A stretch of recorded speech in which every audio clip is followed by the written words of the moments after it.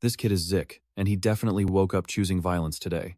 The servant complained he slept too much, so he got a pretty brutal wake-up call from our boy." Zich just rains punches on the guy, kicking him around like a cheap soccer ball. Then the Grand House Knight Sir Halton shows up, acting like some big shot, telling him to knock it off and daring him to try those games on a real night. Zich walks right up to his face and happily accepts the challenge. He grabs a tablecloth, throws it over Sir Halton's head, and completely knocks him out with a heavy plant pot. Get out of the way, because this guy would probably beat up his own mother. Later at a family meeting, his shocked parents ask what on earth got into him, since he never raised a hand to anyone before. When his stepmother tells him to apologize, he says he will show them some real forgiveness. He pulls a sharp sword off the wall, points it right at Sir Halton's neck, and apologizes for not taking his head off sooner. Everyone in the room goes into complete shock, realizing that Zich is operating on pure demon time now. His father warns that he will be locked up forever for this. That is when Zich calmly proposes a duel. If he loses, he forfeits all his inheritance rights. Sir Halton absolutely loves hearing this, since the boy never even learned how to hold a sword, making this a guaranteed easy win. The Count finds the request pretty strange, but since he desperately wants to keep the inheritance away from him, he happily accepts the deal. Zich leaves the room, saying he will see them on the day of the duel.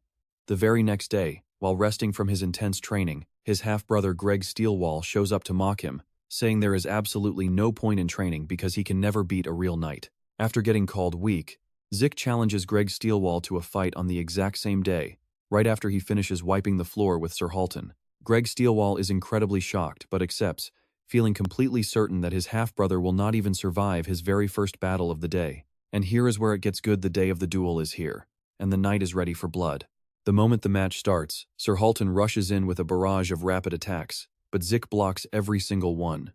In just 5 seconds, the entire crowd is completely stunned seeing the kid hold his ground. Crowds go absolutely wild when Zich suddenly counters with a massive spell that literally blows apart half the arena. Sir Halton is completely clueless, having no idea where the kid learned such high-level magic. Zich is not playing games. The knight finally starts fighting seriously, unleashing a devastating spell that sends Zich crashing incredibly hard into the stone wall. Or so he thinks. Zich snaps right back up, summons crazy magic, and delivers a brutal hit to Sir Halton. The impact is so incredibly intense that when Sir Halton finally opens his eyes, Zich already has a blade at his throat, forcing a quick surrender. The stadium falls into absolute disbelief, with nobody able to comprehend how an elite house knight just lost to a supposed family failure. Even his own father has absolutely no clue that his son can cast spells like that. Since Zich has absolutely zero chill, he points his bloody sword toward the stands and demands Greg Steelwall step down right now. After watching that beatdown, his half-brother is seriously shaking in his boots. But with everyone watching him, and the family cannot afford public embarrassment, his father orders him into the arena immediately.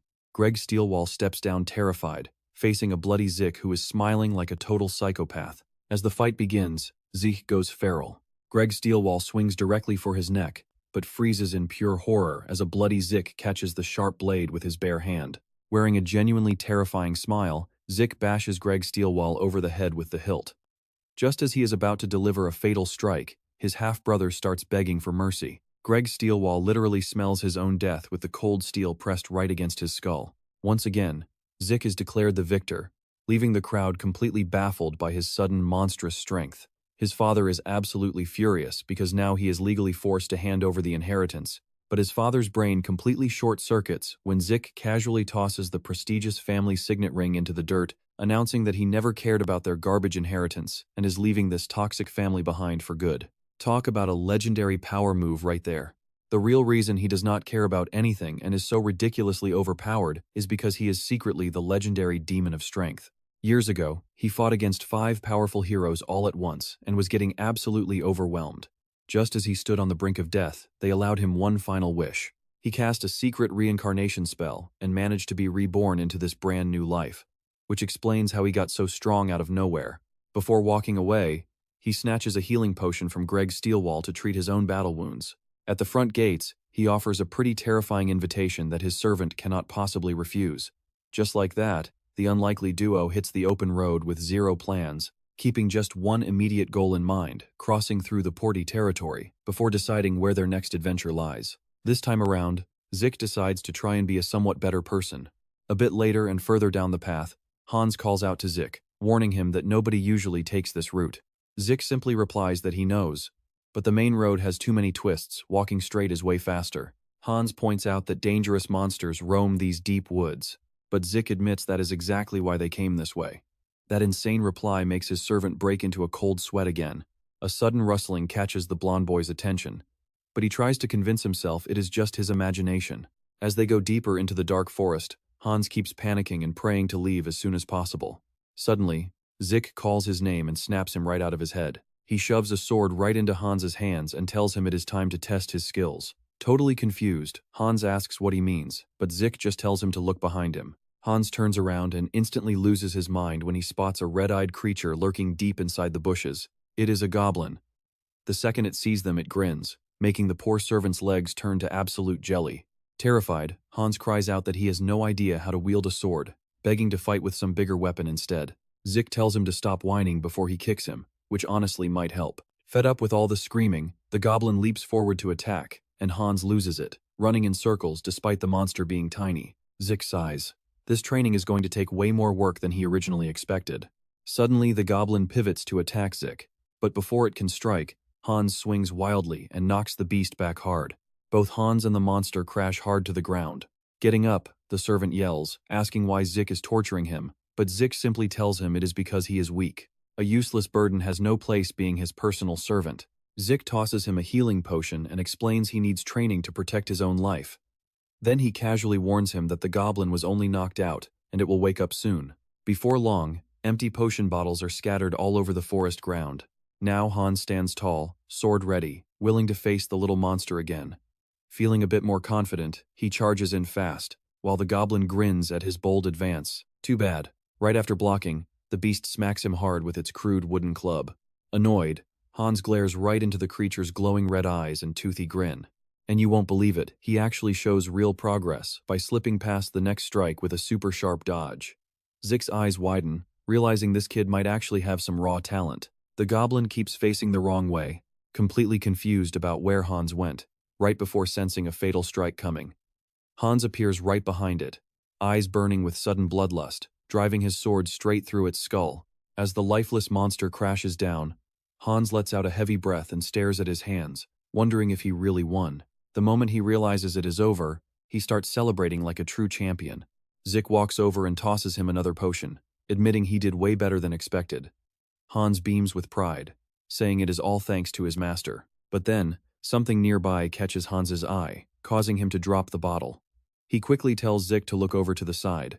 A whole pack of monsters is rushing straight at them, snarling nonstop. Zich watches calmly, while Hans starts sweating buckets all over again. Stepping forward, Zich crouches, grabs a few heavy stones, and hurls them right at the incoming monsters, leaving Hans utterly horrified. The stones crack against the goblins' skulls, which only serves to make them even madder. Zich does not react at all. I mean, why look so shocked when the real battle is only just starting? Confused, Hans asks what he means, but Zich just tells him to look behind them. The second Hans spots the giant orcs, his face turns completely pale, while Zich calmly tells him not to worry. After all, they have plenty of potions left. By nightfall, every single monster is dead, and the two are resting quietly by a campfire. Zich watches his servant snore, completely passed out from exhaustion, recalling how he had earlier asked the boy why Floral Steelwall protected him so much, and what their connection was. Hans explained that his grandmother was the Countess's nanny, so Floral cared for him since childhood. Hearing that, Zich recalled his own mother used to torment a servant for being that exact nanny's grandson. Slightly embarrassed but curious, Hans asked what Zich thought of his late mother, and Zich answered that she was a good person. She supposedly treated the servants well, respected the Count, and was warm to everyone. Back in the present, as Zich thinks over Hans's obvious lie, he realizes why nobody back home liked him all because of his mother. Considering how she really treated people, even Zich feels a bit sorry for his father, Floral Steelwall, and Greg Steelwall, even though none of this mess was his fault. Suddenly, the rattling sound of a carriage catches his attention. Zich quickly gets up and wakes Hans with a few light, annoying kicks. Hans grumbles that it is not even morning yet, but Zich warns him that something is approaching. Grabbing his sword, Hans nervously asks if it is more goblins or orcs. A moment later, they see it is actually a carriage. Zich immediately pushes his servant to the front to lead the way. Sweating nervously once again, Hans wonders if it is just a traveling merchant, but Zich points out the wheels are way too quiet for that. Hans guesses it has to be normal travelers like them, but Zich notes that nobody sane would ever cross this dangerous forest so late. As the sounds draw nearer, Zich stays put, wondering who is coming. Soon, two knights arrive alongside a horse. Zich studies them, wondering if they are holy knights. A voice inside the carriage suddenly asks if they can camp there, too. He freezes. The young woman lowers her hood, introducing herself as a devoted servant of Karuna. She is Lubella, Saintess of Mercy. Zich instantly recognizes her as the legendary Saint of Karuna. Talk about a crazy twist of fate, she is the exact person who helped that blonde hero, Glenn Zenard, kill him in his past life. Another man steps forward with a polite greeting. It is Belreweg, a key candidate to become the next saint. Zich recalls that this very man becomes a brutal killing machine in the future. Still, he calmly shakes Belreweg's hand. He swore to live a kind life now. That means handling his past connections completely differently. Playing nice, Zich welcomes them to share the camp, earning a thank you from Belreweg. Then, Zich commands Hans to show some respect. In a flash, Hans is on his knees at Lubella's feet, introducing himself like an absolute suck-up. Meanwhile, the holy knights begin raising a massive tent. When one asks for help holding a pole, Lubella tries to step in, but Hans instantly cuts her off. He smirks. Hans insists he will handle it, and Lubella politely thanks him. Hans enthusiastically assists the massive knights despite being half their size. Watching this display, Zich can't help but notice his servant is acting way too excited. Though, honestly, Zich gets it. Lubella is drop-dead gorgeous, and Glenzenard would never recruit plain-looking women to his elite party. A gentle voice suddenly snaps Zich out of his thoughts. Lubella is standing right there, asking if she can sit beside him for a bit. He agrees, and she warmly thanks him both for the seat and for letting her traveling party camp there. Zich brushes the thanks aside, though he seems slightly tense with her sitting so close. Lubella studies his face, sensing there is something he wants to ask. So, Zich asks her what she is doing out here. She explains she travels to heal anyone who is suffering. Zich commends her noble efforts, but Lubella humbly replies that she is merely fulfilling her sacred duties as a devoted follower of their god, Karuna. When she asks about his journey, Zich says he is just looking for a way to become a good person. This suddenly sparks a wild idea in his mind. He asks if she can teach him how to be good. Lubella is intrigued, and Zich explains that as a holy saintess, she is obviously the perfect authority to answer a question like that. Pondering for a moment, Lubella answers that kindness takes many forms. She asks if he has any unique talents, and Zich proudly notes he is incredibly strong. Lubella advises him to use that physical strength to help people in need. Zich confidently promises to find someone to help first thing tomorrow. By the next morning, the entire group heads straight into the city. As they walk, Belreweg points out the local shops undergoing heavy rebuilding, and Lubella nods. Then, he mentions a very urgent mission he must carry out for Karuna. Lubella smiles and wishes him luck. He tells her to stay safe, and she says she absolutely will. But things take a sudden turn. Hearing a faint scream down a narrow alleyway, Lubella alerts her holy knights, and they rush to investigate. A shocking sight stops her cold. A young man is being brutally beaten while a crowd of bystanders just stands around watching. And here is the kicker: her knight rushes to stop the attacker. But Lubella can only stare in complete shock when she realizes the culprit is actually Zich. Once the dust settles, she angrily reminds him that her advice was to help people in need. So, she cannot wrap her head around why he is beating up these thugs instead. Zich simply explains that they clearly needed some corrective physical discipline. Lubella firmly lectures him, stating that he should be protecting the weak rather than actively hurting others. She demands Zich apologize to the boy he just struck. Cradling his badly bruised face, the youth insists he is fine, introducing himself as Soon and thanking Lubella for saving him.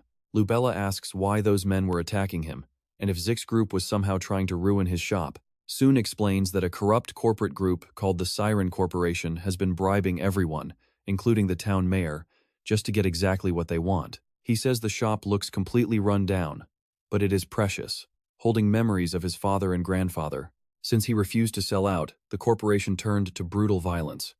Now, he has absolutely no idea what to do. Touched by his plight, Lubella tells him not to worry. She vows to confront the mayor of Porti immediately. Her knight warns that Karuna's church should not meddle in secular politics, but Lubella refuses to stand by and watch this oppression. She storms off, her guards scrambling behind. Watching them leave, Zich knows this is ending badly. The next day, as they walk through the busy streets, Hans asks Zich what he is thinking about. Zich admits he is pondering Lubella's grand speech about helping the weak, mostly because she does not seem to truly grasp what that actually means. gently pinching Hans's cheeks. Zich adds that Lubella still hasn't returned to their camp. Suddenly, they spot a massive crowd gathered around a wanted poster. Drawing closer, they overhear people whispering that the woman pictured has brutally murdered the deputy mayor. Zich freezes the second he spots Einie's face on that wanted poster. Hans is completely stunned, but Zich knows something here is dead wrong. Locals are whispering she is some evil witch from Kuruman, claiming her curse is the reason the city is in absolute chaos. They warn it is pretty dangerous out after dark. Terrified townspeople scatter immediately, locking themselves inside their homes. Hans nervously asks what is going on. Zich admits this whole setup feels bizarre, advising they make themselves scarce as well. Later that night, the pair slips through the darkened city streets in dead silence. Zich racks his brain, trying to recall his past life, but he remembers absolutely no curse on Porty, nor Annie murdering anyone. Could meeting her this time have altered the timeline? Suddenly, Hans tenses up and whispers a warning someone is tailing them. A rotting, inhuman leg steps out from the shadows as the creature groans. It is a grotesque zombie woman. Terrified, Hans stammers, asking if that thing is really undead, but Zich simply charges and slices it apart in under 5 seconds. Dropping to his knees, Hans shakily asks why a monster like that is wandering the city. Zich admits he has no clue, but things are clearly wrong. And guys, this mystery is about to get even weirder. 2 guards holding burning torches approach, thanking them and offering to clean up the body. One urges them to get inside and passes his torch over to Hans. The guard warns them to stay safe before that terrible witch's curse claims them next. As the guards carry that nasty corpse away, Hans asks if Zich honestly thinks Einie is a witch. Zich quickly denies it, the real culprit is framing her. Hans asks how he can be so sure. Zich starts saying she is B, but stops himself mid-sentence. Hans instantly asks if he is hiding some secret about her. Zich casually bluffs, claiming her gentle face proves she is a sweet girl. But suddenly, a strange sound catches his ear, and he whirls around. Hans asks what is wrong, but Zich ignores him, sprinting in the opposite direction. Within seconds, he arrives at a nearby alleyway building. Right at the entrance, he spots Annie and asks what she is doing. Hans stands frozen, watching her huddle there completely alone with nowhere to run. The trio quietly heads back to their place. Once she is finished bathing, Zich asks if his spare clothes fit her comfortably. Einie nods in relief, and Zich mentions that Hans stepped out to grab some hot food and will be back shortly. He then questions where her protective holy knights went.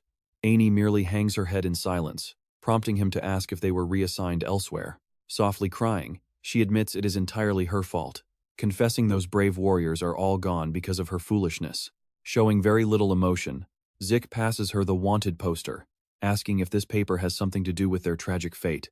Panicking, Annie insists she is no witch. Annie is stunned when Zich agrees, saying he knows full well she could never commit such wicked acts. Even so, he wants to hear what happened after their last encounter. Einie nods and agrees to tell him. Our scene shifts back to the afternoon she successfully resolved that greedy shopkeeper's issue. While the mayor seemed incredibly greedy, his deputy appeared quite honest and reliable, even suggesting they treat their guests to a nice dinner. After hesitating for a quick second, the mayor reluctantly agreed to prepare a feast for them. Though she initially felt like declining, Einie politely accepted, hoping it would not cause too much trouble. Her hungry knights certainly needed food, but her actual mistake was visiting the mayor's office late that night. They went to thank him right after dinner, but wait, this is the exact moment everything turns absolutely horrifying. Her protectors immediately jumped ahead to shield Annie, while the wicked mayor, standing among fresh corpses, declared she had seen things she never should have. Horrified, a knight screamed for Einie to look back, revealing Belrewig's statue floating in a sickening purple energy. Annie realized the mayor was just Belrewig's puppet.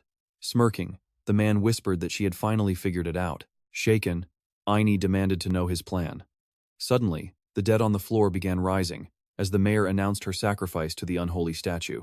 Rotting corpses swarmed the 3 of them, but her knights fought back fiercely under the protection of Einie's divine holy power. But Annie realized the undead horde was simply too massive, and she likely could not hold them off forever. One knight looked back to check if she was safe, only to spot a ghoul sneaking up right behind her. He yelled a warning, but realizing there was no time, he violently shoved her aside to take the deadly blow himself. Sitting down, Zich asks if those are Belrewig's cultists. Annie nods grimly, confirming his suspicion. They worship a dark deity, craving absolute chaos, and attack in his unholy name. Intrigued, Zich asks what they want with Porty. She suspects they are preparing some grand ritual. since the words carved on the monument behind the mayor read, "I offer this city to Bellrewig." Zich nods as if he gets it, prompting Hans to ask what he's hiding. He believes secret statues are scattered throughout Porty, and that cursed book the mayor carried has to be the key to triggering them. Lubella explains that after escaping the estate, she tried seeking help from the Kuruimon temple, but the sealed gates blocked her from reaching anyone. Tears falling again, she begs to stop the dark ritual, and Zich promises her he will help. He asks if this is a good deed. She nods, terrified of dragging him into danger. Zich tells her to relax. Tomorrow night, they are breaking into the mayor's mansion. He sends her back to her room to rest. But opening the door, he catches Hans eavesdropping, though the servant quickly tries to deny it. Zich ignores the lie and says there is a job to do, quietly whispering instructions so Lubella remains completely in the dark. Whatever he says leaves Hans totally speechless. The next night, 2 guards lie unconscious as Zich and his servant slip inside through a balcony, carrying Lubella. Zich asks if she is okay, and she quietly nods. Slipping through the dark corridors, they freeze right outside the room where she last saw the city's mayor. Lubella whispers that the statue is inside, and Zich senses a vile energy beyond the threshold. Charging ahead, they find the mayor by a window, bathed in a sinister purple glow. "That's him!" Lubella gasps, pointing out the deputy mayor's killer. Zich lunges forward and pins the man to the wall with his blade, but the mayor's eerie lack of response instantly makes him hesitate. "Watch out!" Lubella warns him that flesh-eating undead might show up. Shoving his boot into the mayor's spine, Zich kicks him down and explains she targeted the wrong guy, because this corpse on the floor is just a decoy. Shocked, Lubella stammers that she was absolutely certain of his guilt. Suddenly, a thick purple fog pours from the dead man's lips, and Zich smirks. And just like that, the real mastermind steps right out of the shadows. He says he never expected Lubella to return on her own. Plot twist: the deputy mayor is actually alive and pulling all the strings. Stunned to her core, Lubella insists she saw him die, but then she spots the unholy grimoire of Bellu in his hands. Smiling wickedly, the traitor declares the book is the key to their mass sacrifice, leaving her demanding to know how he got it. Zich sighs, saying it makes sense. The former mayor was merely a mindless puppet taking orders until his expiration date. The true mastermind, the one orchestrating this entire demonic sacrifice from day one, is the deputy mayor himself. Breaking into a cold sweat, Lubella refuses to believe it, immediately demanding to know what he did to her holy knights. Laughing, the evil cultist mocks her, saying their bodies are already feeding the local fish. Now, he just wants to know who the strange boy standing beside her is, questioning if he is some elite hidden guard. Zich says he is not with Kuruiman. Intrigued, the deputy mayor asks why he is here then. He instantly scoffs that he has no answers for anyone who worships a giant fish head. Infuriated, the cultist snarls, demanding to know if he is actively begging for an agonizing death from Bellu. Fear what? Grinning, Zich asks why he'd fear a fish head. That pushes the cultist over the edge, and he vows Zich will suffer for the insult until his final breath. Demonic undead rise from the shadows, ordered to slaughter Zich but capture Lubella alive. As the monsters charge, Lubella casts a powerful holy blessing on Zich, urging him to stay safe. Empowered by her divine barrier, Zich effortlessly dodges their decaying claws, slicing through the zombie horde like butter. With Zich's blade unleashing a brilliant blue light, the cultist watches his minions get utterly decimated, entirely frozen in disbelief. Nobody should be able to shred high-level undead like trash, while Zich happily notes that his mana pool is finally recovering. Smirking, Zich taunts the traitor, asking if this tiny squad is really all he has got. Trembling with pure rage, the deputy mayor screams that arrogance won't save him because the demonic ritual is already complete, but Zich simply laughs it off. This is where Zich breaks the villain, promising to hunt down and smash every single hidden statue. The traitor yells that it is impossible, but Zich counters that a Kuruimon candidate has the holy power to do exactly that, exposing his secrets. Lubella steps forward, asking if that is actually possible. Zich nods, explaining that once they purge Porty of the corrupted relics, they only need to return here to smash the very last statue. Furious, the Bellid follower curses them as trash, summoning more undead to tear Zich apart. Zich immediately unsheathes his sword again, carving through the monsters in a flurry of steel that sends the cultist into a panic while Lubella worries. Rushing to Lubella's side, he scoops her up into his arms and warns her to hold on tight if she does not want to get hurt, because they are getting out of there right now. Panicking, Lubella yells that the entire exit is blocked.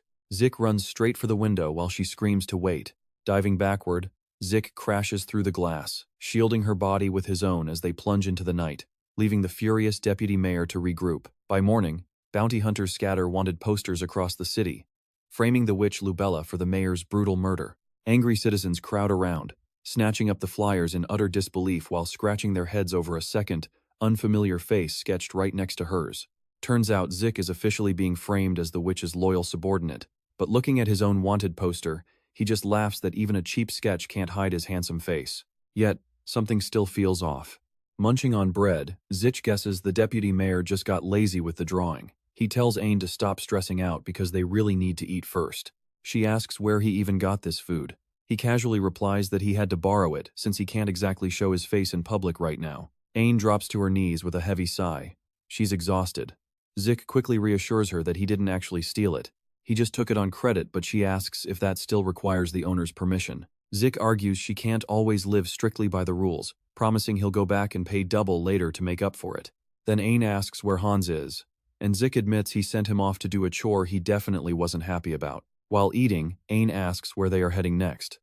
Zich explains the plan is to find the statues, but she's still skeptical and wonders if he even knows where to look. He says they should start in the slums since he has a specific place in mind. And soon enough, they arrive at the spot. 3 young men are hanging out in an alley when Zich approaches them, casually greeting one boy by saying it's been a while. But the moment they spot Ain, all 3 panic, screaming that she's the witch and that Zich really is her henchman. They turn and bolt instantly. No way. Zich won't let them escape, pinning one boy while blocking the other 2. He casually smiles, telling them there's no need to run. But honestly, look at their faces, they are absolutely terrified. Staring at them, Ain realizes she actually knows these boys from the day Snock got beaten up. Zich spots the 3rd boy trying to sneak away, turning to ask if he's really the type to ditch his own buddies. With a hand on his head, the kid realizes he's trapped. The boy mutters that Zich and Ain are criminals, and hanging around them will only bring trouble. Grinning, Zich says that's fine. He's actually looking for some local help to do a job for him. The boys ask why they should even bother. But wait, once they hear about the massive payday, their eyes instantly light up. Zich starts by asking if they know anyone who suddenly fell sick or died, almost like their life force was being drained. Right away, 2 of them glance over at the red-haired boy, but he quickly turns away and claims he knows absolutely nothing. Zich calls him out immediately, asking why he's keeping secrets when there's serious money on the table. When the boy stays silent, Zich grabs him in a tight chokehold, hoping a little pressure will jog his memory. Still, the stubborn kid insists he knows nothing. To everyone's surprise, Ain walks over, kneels down, and politely begs him to share what he knows. Zich just stares at her, wondering what she's trying to do. Ain tells the boys that though it sounds unbelievable, the entire city is in extreme danger and could easily become a graveyard overnight. The red-haired boy snaps back, yelling that this is all her fault and the undead are only roaming because of her. He adds that if it weren't for Ain, his brother wouldn't even be sick, finally admitting the truth he's been hiding. Zich demands that the boy take them to his brother, but the kid refuses. Annoyed, Zich grabs him again, making it clear they are going to his house anyway. They find a cabin far off. It looks totally abandoned. Ain explains she has done what she can, but the sick boy won't recover until the source is destroyed. Zich then asks who targeted his brother. The boy nods, claiming he saw the attacker with his own eyes. So Zich asks him who it was. He narrows his eyes, shocked that Zich still hasn't connected the dots. And honestly, neither would we. He reveals it was the shopkeeper they once beat up. Heartbroken and shaken, Ain asks if he is absolutely sure, and the boy confirms it. The very man she protected is the one who poisoned his brother. He spits that if she hadn't interfered, he could have saved him. Zich cuts in. "Calm down," he says, demanding the full story of exactly what happened. The boy explains that he got home late one night to find George missing.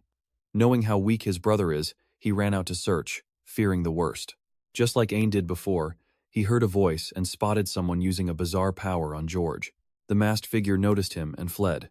He gave chase, caught up, and yanked the mask off while demanding to know what they did to George. That's when he saw the attacker was Soon. Zich asks if George fell ill starting from that very day, and the boy nods. At first, he thought his brother was fine since there were no visible wounds, and George eventually woke back up. But soon, George grew terribly thin, kept complaining of extreme weakness, and eventually started collapsing. Zich asks if that's why he sought help. The boy nods. He planned to steal Soon's dagger to trade it for George's cure, but Ain ruined everything. Looking deeply hurt, Ain apologizes, explaining she only stepped in because she thought a helpless man was being attacked. The boy bitterly asks if she assumed that just because multiple people were hitting Soon, because they lived in the slums, or because he looked like a thug. The sharp question completely blindsides her as he demands to know if that's how she judges who is strong and who is weak. Zich steps right in, telling him that's quite enough. He explains that Annie spent her entire life sheltered, meaning she has no clue how the real world works. Then he asks why the kid doesn't hate him too, since he turned on him the second Annie arrived. The boy explains that Zich was the first person to help them without judging their past. That answer keeps Zich completely silent. Once outside, he asks Annie for her honest thoughts. She admits she felt that disgusting Bellid energy radiating from both Victor and George. So, George is definitely an offering. Zich says that gives them a solid lead, and he has already figured out their next move. They head straight to the shop where Soon is busy hauling boxes. Suddenly, the shopkeeper senses something strange. He throws open the basement door and creeps down to investigate. Reaching the dark back, he shrugs it off as a rat. Then Zich suddenly looms behind him asking if he remembers him. Soon demands to know why Zich is here. Zich shrugs he didn't finish beating him last time, so he returned to end it. And this time, no guardian angel is coming to save his skin, only a demon straight from hell. Soon gets slammed to the floor, screaming in pure agony. He begs for his life, asking what he even did. Zich tells him to go ask that fish head behind him. Perhaps another brutal thrashing will refresh his memory. Bruised and completely panicked, Soon asks if Zich seriously thinks he is a Bellid follower. He frantically swears he is not. Zich nods, saying he knows. Soon isn't some holy follower, he's just bottom-feeding trash picking up their scraps. Annie watches the beating with absolute dread. But then, things get real scary as Zich draws his blade. He cold-bloodedly states that now they have found the hidden statue, Soon is completely useless to them. Terrified, Soon quickly blurts out that he knows where the other statues are hidden. Zich aggressively grabs him by the collar, ordering him to speak, but Soon smirks that kind of info won't be cheap. He wants a firm guarantee that he gets to walk away alive. Noticing Zich's dark glare, Soon asks why he's staring, wondering if he finally understands who's holding the cards. Furious, Zich calls Soon absolute trash, regretting not killing him sooner. Annie asks if he's really that far gone, but Soon snaps back. Does she think he's some kind of idiot? He mocks her too, laughing that this is exactly why everyone calls her a witch. Annie sadly asks why he would do something so horrible when he isn't even a true Bellid follower. Soon spits out that it's all for cold, hard cash. He absolutely hated his rundown shop and the pathetic legacy his family left him. So, the moment he got one real chance to throw it all away, he leaped at it. Zich cuts him off and tells Annie they're wasting time. Soon keeps demanding safe passage for the statue locations, but Zich tells him too bad, because he just changed his mind. He is ending him right here. Look at his face. Soon is obviously bluffing, and Zich knows it. Terrified, Soon begs Annie to stop this madness, crying that he's helpless. Annie stays silent, then coldly tells Zich to deal with him. Soon screams and begs for his life before suddenly going dead silent. It looks like he's completely gone. Annie looks physically sick watching this unfold. But Zich just walks over, warning Soon that if they ever meet again, he will wish he was dead. Zich walks away, leaving the bruised trash groveling on the floor, so terrified he practically wets himself. Later, our protagonist returns to the red-haired boy's cabin. Annie is sitting quietly on the porch, completely lost in her thoughts. Zich walks up and hands her some bread, asking if she's all right. Annie admits she has been misjudging everyone from the start. Whether it was Soon or Victor, her personal bias got in the way, the exact mistake her master Karuna warned her about. Zich asks if the guilt is tearing her apart, reminding her she doesn't have to carry it. She apologizes for her past behavior, asking him for guidance. Taking a bite, he shrugs he doesn't have much wisdom to share that she doesn't already know. Words won't fix this anyway. She has to overcome this on her own, either accept reality or let it go. Dwelling on guilt will only make it drag her down. Surprised, Annie admits he is way more mature than she expected. Zich asks what she just murmured, but she quickly waves it off. She tells him they need to focus on locating the next statue. Still feeling low, she apologizes for being useless. Zich tells her not to be stupid. From now on, her role is the absolute key to everything. That night, amidst a raging storm inside a secure hideout, Annie asks how Zich knew those corrupted men would gather here. He explains they were all easily lured in with money, just like Soon. Then he instructs her to quickly channel her holy energy into the brush and paint the statue. She obeys immediately, making the brush glow bright yellow. Once finished, she says it's done. Zich nods, showing he wrapped up his work too, covering the entire statue in glowing symbols. Annie touches the stone, completing the last step. She asks if they should get moving now. Zich assures her that her holy light has already spread throughout the underground waters, so this place is secure. Time to move. Glancing back, Annie silently wonders if this will truly be enough to halt their dark ritual. Meanwhile, at the mayor's mansion, the ritual's mastermind sits at his desk as raw power surges through his body. Staring at the wanted posters he scattered across the city, he smiles at Annie's face and hopes she returns soon. Meanwhile, somewhere else, a figure is running hard while carrying someone on their back. It's Bellry rushing along with Hans, who desperately groans that he's about to throw up. Bellry suddenly halts and drops Hans hard onto the dirt, telling him he has to keep going by himself. Hans screams out that he can't be left behind, but Bellry is already long gone. Suddenly, glowing red eyes light up in the dark bushes behind him. Scared to death, he scrambles to his feet and runs, screaming for Bellry. Meanwhile, Zich and Ain are still making their way through the quiet streets. Ain just can't stop worrying if their plan is actually going to succeed. They've spent days searching for those creepy statues and drawing over every single one. No clue. Even after all that work, she has absolutely no idea what those symbols mean. Then, out of nowhere, a scream. A zombie attacks. Zich instantly notices this creature is different from the rest. It's working. Their efforts are finally paying off. They take the beast down. Zich points out the streets are looking much emptier now, gladly giving Ain all the credit for it. His praise brings a relieved smile to her face. Zich smiles too, before casually asking if she doubted his magic drawings. Flustered, Ain stammers that she definitely trusts him. She has just never seen a wild strategy like this before. She adds that she had no clue it would be this strong. Keeping quiet about making it himself, our hero changes the subject. Time to head straight for the main statue inside the mayor's estate. With every other statue painted, the ritual's power should be severely crippled, and the deputy mayor is likely waiting right there at the center. Ain grips her sword, saying they must move now. Together, they quickly reach the mansion and storm straight inside. At the massive double doors, the Holy Knight warns that she feels a terrifying surge of energy inside. Zich tells her to stay close behind. He is taking point from here then. He flings the heavy door open.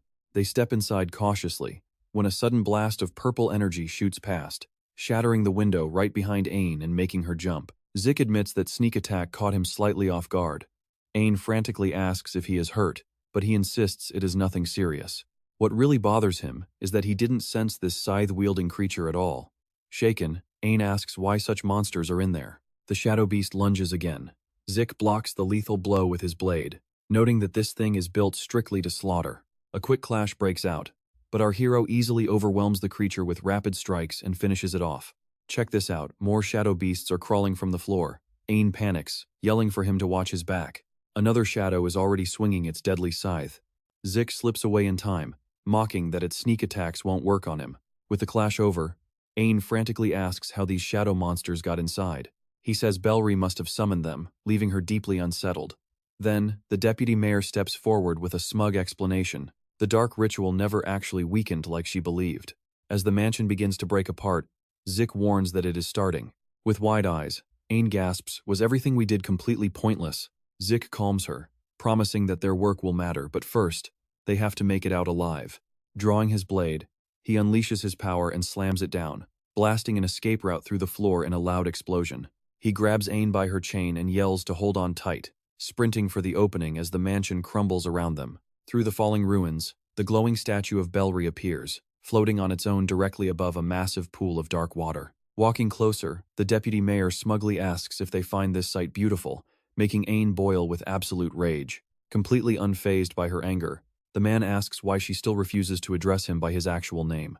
He laughs in her face, asking if she looks so utterly terrified because this is just the beginning. Then comes the real gut punch. He sneers that their markings did absolutely nothing to his statues. Stunned, Ain demands to know how he even found out about their drawings.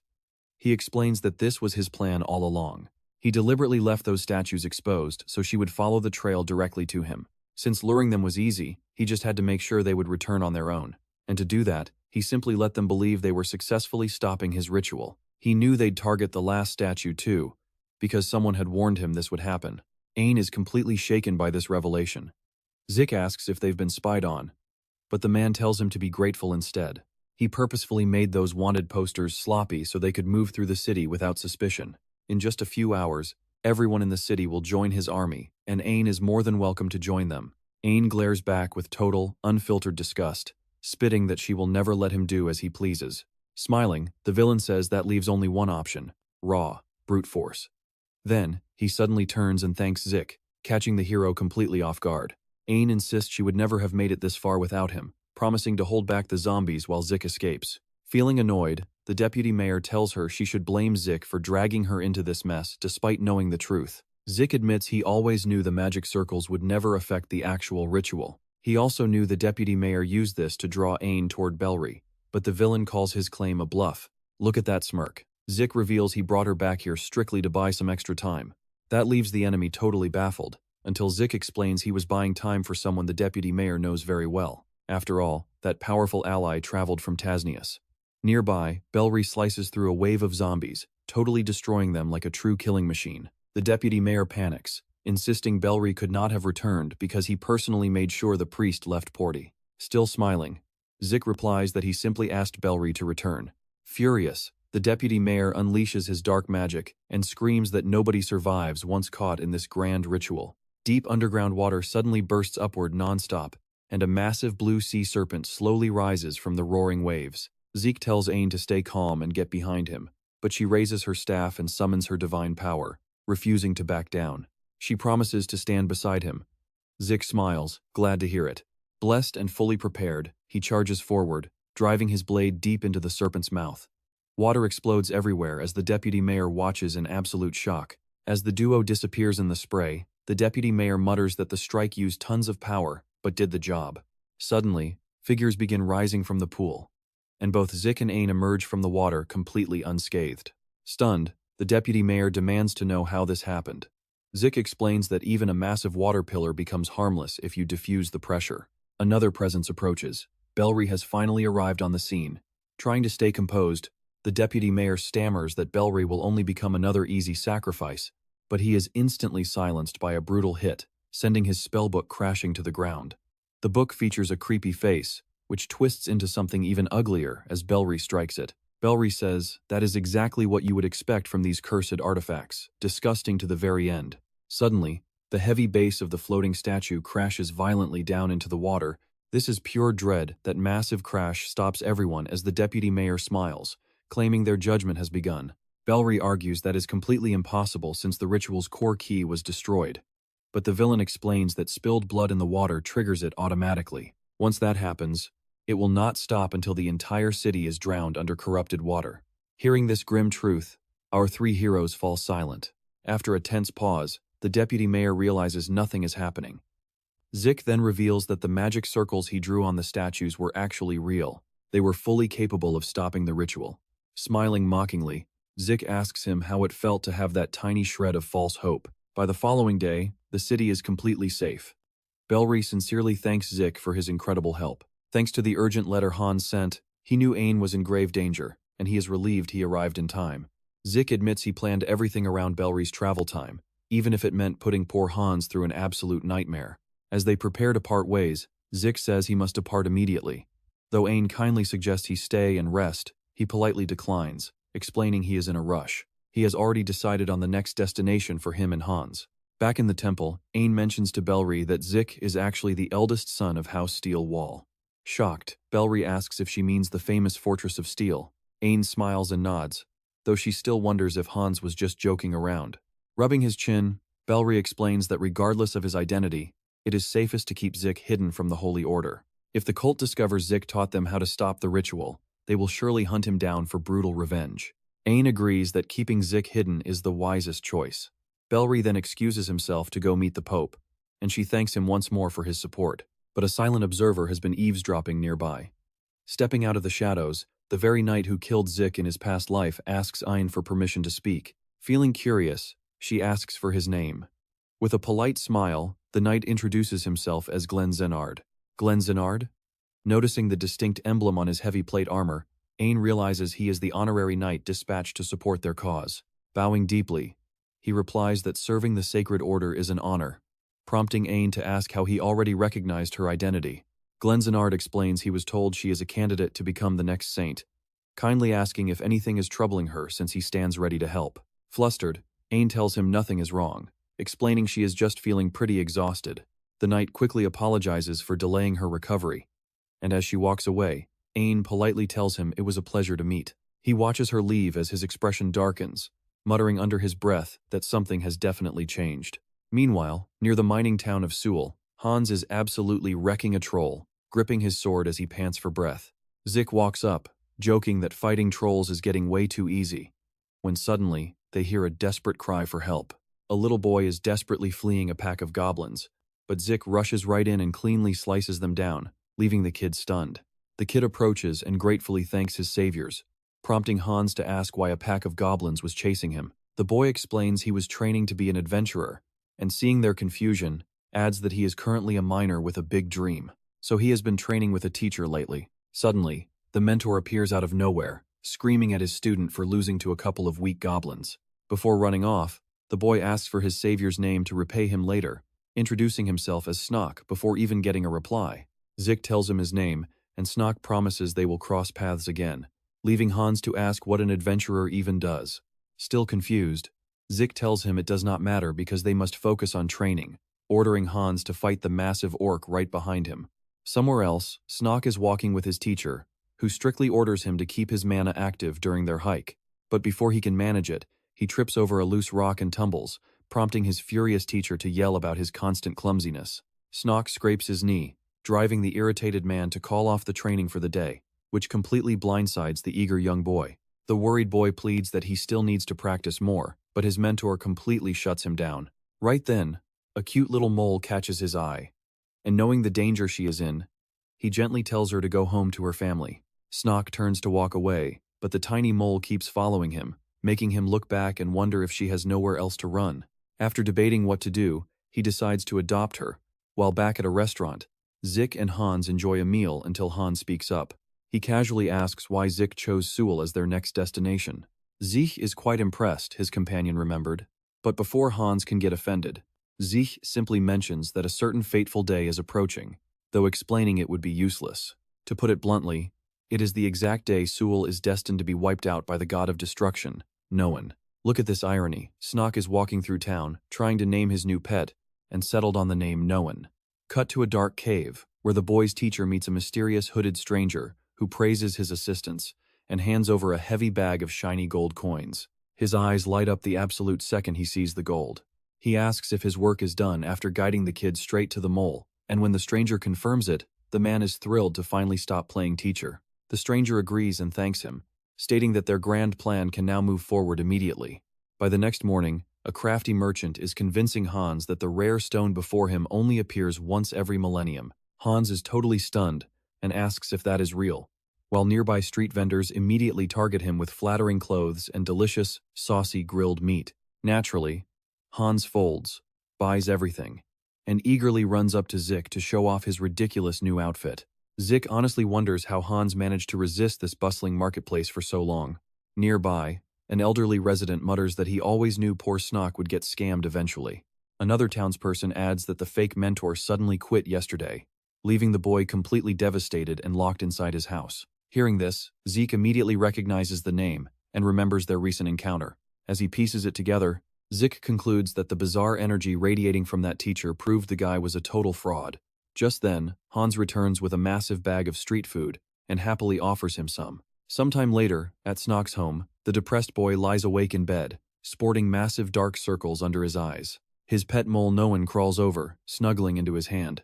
Snock asks if she is bored, sighing that she is incredibly lucky to live without a single worry. Suddenly, the little beast lifts her paw and playfully climbs right onto his face. He chuckles, joking that she must be punishing him for his depressing mood, when a strange noise outside his room forces him out of bed to investigate. Reaching the door, he wonders why it swung open all on its own. He tries to ignore his creeping dread and shut the door, completely unaware of the hooded assassin lurking behind him, while Zich and Hans stroll happily through the town. Hans eagerly asks if that delicious food was not amazing, but Zich simply begs his servant to finally stop wearing those ridiculous clothes. Looking pained, Hans insists that the local shopkeeper assured him this fancy blouse suited him perfectly. Suddenly, Zich catches a glimpse of movement on the rooftops, two cloaked figures fleeing with an unconscious Snock. Hans asks what he is looking at. Just people, Zich lies, but his eyes are locked on the boy. Snock has been snatched. Zich immediately decides to give chase, thinking this might be his perfect chance to actually do a good deed. Zich stops Hans and orders him to go home, but it's already too late to argue. Zich is already sprinting and leaping across rooftops, yelling out to grab the kidnapper's attention. When they ignore him, Zich casually asks if they can chat since he needs to talk with that kid. Instead, a dagger flies, but Zich catches it cleanly and sends it right back. The blade nails one kidnapper, sending him tumbling off the roof with Snock and another hooded figure. Landing right in front of them, Zich asks who they are. When nobody answers, Zich asks again, but a man just points and orders the others to kill him as they charge ahead without a second thought. That really annoys Zich. After all, he wasn't trying to kill anyone. Zich grabs one attacker and repeats his question, slamming the guy face first into the dirt, wondering why nobody can just give him a straight answer. Another attacker rushes in, but Zich slips past him and counters right away with a devastating knee strike. Meanwhile, the third kidnapper runs off with Snock. Zich notices immediately, muttering that this guy is just making things way harder than they need to be. Without wasting a second, Zich chases him down. And get this, he soon realizes the runner is heading straight for the abandoned mine. But right before Zich can step inside, a whole crowd of hooded figures suddenly blocks his path. Zich impatiently demands answers, but there's still nothing. They just launch an attack. A bit later, Zich has flattened the entire crowd, and some strawberry juice is smeared across his cheek. Looking them over, Zich notes their skills and weapons are no joke, so he has to find out where they came from. He came to this town specifically to prevent a disaster, so this can't be a coincidence. Then, something catches his eye. One hooded thug starts dragging himself up, so Zich quickly steps in, demanding to know if this involves Noan, the tyrant of the earth. Deep inside the mine, Snock finally wakes up to find his little mole right beside him, looking around confused about where he is. Suddenly, the hooded figure appears, and yanks the mole from his hands as Snock desperately begs him not to leave Noan alone. The kidnapper grabs Snock by the throat, hoisting him up while mocking him, saying he always thought the boy was a total coward. Smirking, the man asks if this little mole gave him some sudden courage, before throwing him hard onto the rocky ground. Dragging himself up, Snock asks what he means. Then he freezes. He knows this place, the collapse well. The man steps closer and asks what is wrong, wondering aloud if Snock is searching for something hidden beyond that barrier. Snock turns, and the kidnapper mockingly says he must be wondering how he knows that. He explains it was easy to see from the sadness in Snock's eyes at his father's grave and tree, making Snock ask if he knew him. The man says yes, then tells him to look at the glowing point just ahead. He explains that it is the sealing stone keeping a mind monster trapped, the exact stone Snock's father accidentally disturbed while exploring. That single mistake woke the beast and collapsed the tunnels, burying his father. So the man asks if this truth doesn't make him furious. After all, the reason he lost his dad and had to become a miserable miner is that very monster in the mine. Snock starts shaking as his eyes turn red, so the man hands the mole back, urging him to pour his rage onto the little creature. Completely confused, Snock asks what his beloved pet has to do with any of this. The man cruelly reveals that this mole is the exact monster that caused the quake and buried his father alive. He adds that the creature even dared to get close to him, acting like family. So Snock should carry out justice with his own hands. Pushed past his limit, Snock awakens. Meanwhile, Zich is running outside the mine because the group he beat blew themselves up using an advanced trick with fire magic and enchanted tools, showing some serious skill the moment he mentioned Noan. Think about it, Zich is realizing that somehow, every single thread here leads right back to Noan. Now he has to uncover who is pulling the strings, when suddenly, someone walks up radiating a very familiar energy. Zich instantly draws his sword, seeing Noan standing before him using Snock's body, demanding to know what they did to the kid after kidnapping him. No response. Zich realizes Snock isn't actually conscious of anything. He asks again if Snock knows the name Noan, but the silent boy just clenches his teeth as sharp stones suddenly burst right up from the ground. Zich leaps back to dodge the spikes, finding it pretty weird since he doesn't remember Noan ever acting like this. This definitely isn't normal, as Noan usually takes over hosts calmly and with a plan, not like someone completely losing his mind. Snock, now with flaming hair, spots a sudden attack coming. Zich is already looming above him ready to strike, warning him to start answering questions if he wants to stay in one piece, so the boy throws up his arm. Blue light erupts as Snock blocks the heavy blow, though the sheer force still shatters the ground, sending rocks flying everywhere. Snock fires back instantly with a searing red beam, forcing Zich to quickly backpedal before getting blasted. He knows an ordinary fighter would have been killed instantly by that opener. Their eyes meet, jagged stone erupts from the ground, and Zich feels Snock's power suddenly skyrocket out of nowhere. It means he is right on the verge of fully awakening as the legendary Earth Tyrant. He must end this. Zich grips his sword, determined to finish things before Snock grows any stronger. Snock raises a massive stone barrier to block him, but our main character slices right through the obstacle. Once he closes the gap, he effortlessly shreds the final defensive layer too. Suddenly, Snock unleashes another blistering counterattack, creating a blinding flash that forces Zich to shout and shield his eyes. Snock only stares back, completely expressionless. Then, out of the blue, another blade slams against his. It is the hooded stranger from before, warning the main character that he needs to respect human life, or mindless slaughter will drag his soul straight to hell. Zich leaps back, demanding to know if this mess is his fault. The guy just smiles and asks, "Did I not do a pretty good job?" The main character points out the energy makes it pretty obvious he fused Snock with a mythical earth beast, likely the legendary known. Zich knows the name? The enemy is stunned and demands to know how. Scratching his neck, Zich replies, "Sorry, cannot share all my secrets." Irritated, the man prepares to strike, asking if Zich is quite sure about keeping quiet, because if the main character refuses to talk, he will beat the answers out of him. Instantly, the man unleashes that same monstrous energy, transforming his own body into a beast. Now twice his original size, he growls that he hated revealing this form, but he had no choice.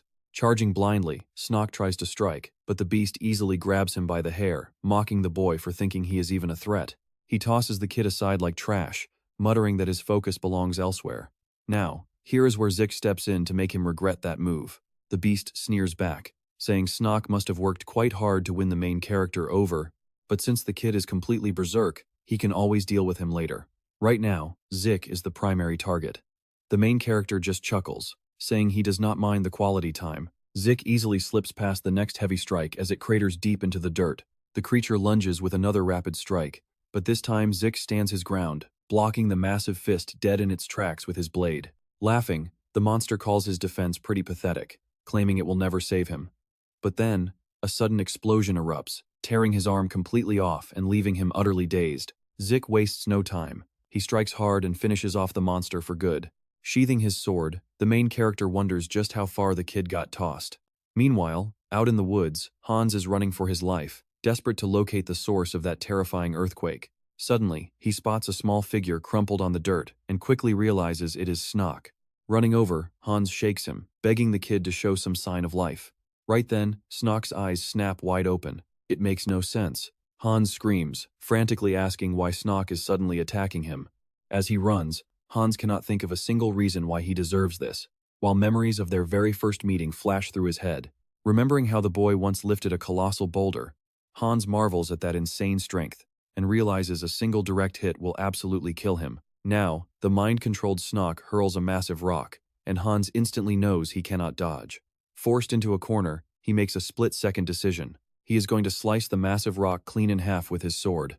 Remarkably, the desperate gamble works, leaving him completely unscathed. Clutching his chest, Hans breathes a sigh of relief, admitting he really saw his life flash before him. But now, he is ready to show Snock what his training was for. Suddenly, another rumbling sound catches his attention. Turning around, he sees a colossal wall erupting from the earth. Hans braces for impact, but a sudden intervention saves him. Left utterly confused, he has no idea where all that water suddenly came from. Just when you think Snock is done, a massive tidal wave threatens to swallow him. He barely blocks it with a stone wall, only to look up and spot Zich diving straight for him. Zich knows this is his only shot at stopping the kid's blinding rage. Snock desperately begs him to stop, but the main character presses a hand to his forehead anyway, praying this strike will actually cure him instead of making things worse. Somewhere else, Snock wakes up completely disoriented, having no clue where he is. Suddenly, a low growl nearby forces him to look over. His little pet mole is right beside him, but it is currently radiating that same dark, malevolent energy from earlier. Reaching out to calm it, Snock begs Noshan to listen to his voice. He explains his mind was being controlled, and throughout that nightmare, he was constantly dreaming of Noshan. He knows his father died in the earthquake triggered by the mole, but he understands it was not intentional. The creature had only just escaped its prison, and his dad was simply in the wrong place. With tears welling up, Snock softly apologizes. He confesses he knows how deeply it hurt when he turned his back on him, and promises he would change everything if he could only rewind time. Finally, he makes a heartfelt offer. Extending his hand once more, Snock asks Noshan to leave the darkness behind and explore the surface world together as partners. Visibly calmer, the tiny mole reaches out and gently wraps around his finger, showing it is ready to make peace and rebuild their bond. By dawn, a crowd of curious onlookers gathers near the battlefield. Armed guards seal off the mine entrance, keeping everyone back while a team of investigators searches the deep tunnels. A bit further away, Zeke asks Hans if he followed his orders exactly. Hans nods, claiming he knew absolutely nothing and only climbed the mountain because of a strange sound. Hans still desperately worries the knights might trace the incident back to them, but Zeke calmly reassures him that the scattered bodies in the mine leave absolutely zero clues. Besides, who'd believe it? Nobody would suspect a kid like Snock was involved. Zeke turns to Snock, pointing out that since he formed a solid pact with Noshan, things should turn out fine, especially since their elemental powers are almost identical. Any future plans? Snock admits he is still trying to figure things out. Since Noshan never truly intended to kill his father, Snock cannot just hate the beast. Zeke gets it, asking if Snock is struggling to forgive the creature since it got off completely scotangent-free. Zeke suggests finding a way to make it pay that debt, leaving Snock totally baffled. Skipping the boring details, Zeke reminds him how desperately he wanted to become an adventurer, even getting scammed because of it, and promises he can help him make that dream a reality. Consider it his one daily good deed. Just then, nearby birds shriek in pure panic at some sudden movement, scattering far into the sky. The warrior looks spent, exhausted, yet he still refuses to lower his heavy weapon. Letting out a wild roar, he charges forward with everything he has left. His opponent throws up a stone barrier, but the young warrior's fury is so intense that his strike completely shatters it, leaving the kid and his pet utterly speechless. Frustrated, the young man grunts, asking the boy if he's all right. Suddenly, a booming voice cuts in, asking what they're doing. To this giant, they were just slacking off. So he coldly orders another full hour of brutal training. Exhausted, the boys can barely process this nightmare. But later that night, they build a warm campfire to roast fresh meat. Sitting together, they dig in like starving wolves while Zoomchak silently watches. One boy gets overly dramatic, weeping tears of joy over how delicious the food tastes. Between bites, he curiously asks about their next destination, and Zeke casually reveals they are heading straight to Osprin. His buddy looks totally blank, you can tell he's never heard of that place.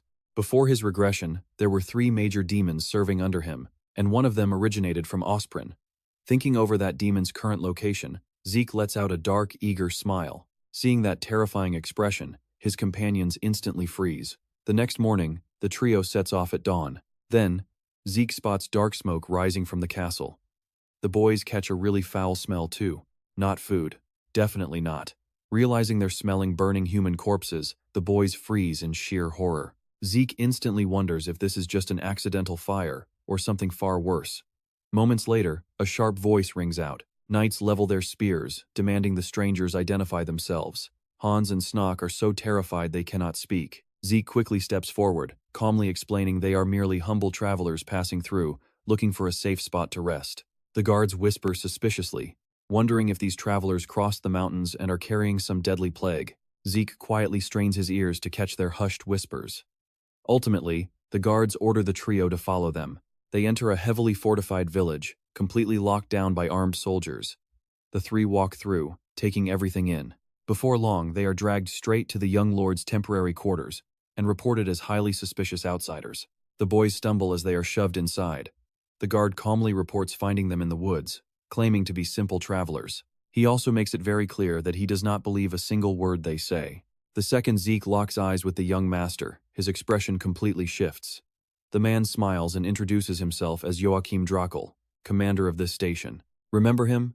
Joachim was actually one of the 4 legendary companions who once traveled the world with Zeke. To Zeke, those epic battles still feel incredibly fresh, especially the memories of sharing drinks after their hard-won victories. Keeping up his polite manners, he bows and introduces himself as Zeke. He politely explains that his companions are Hans and Snock, while the little one on his shoulder is named Noah, claiming they traveled all the way from Seoul to train in these mountains. Hearing this strange explanation, the 2 guards exchange highly skeptical glances.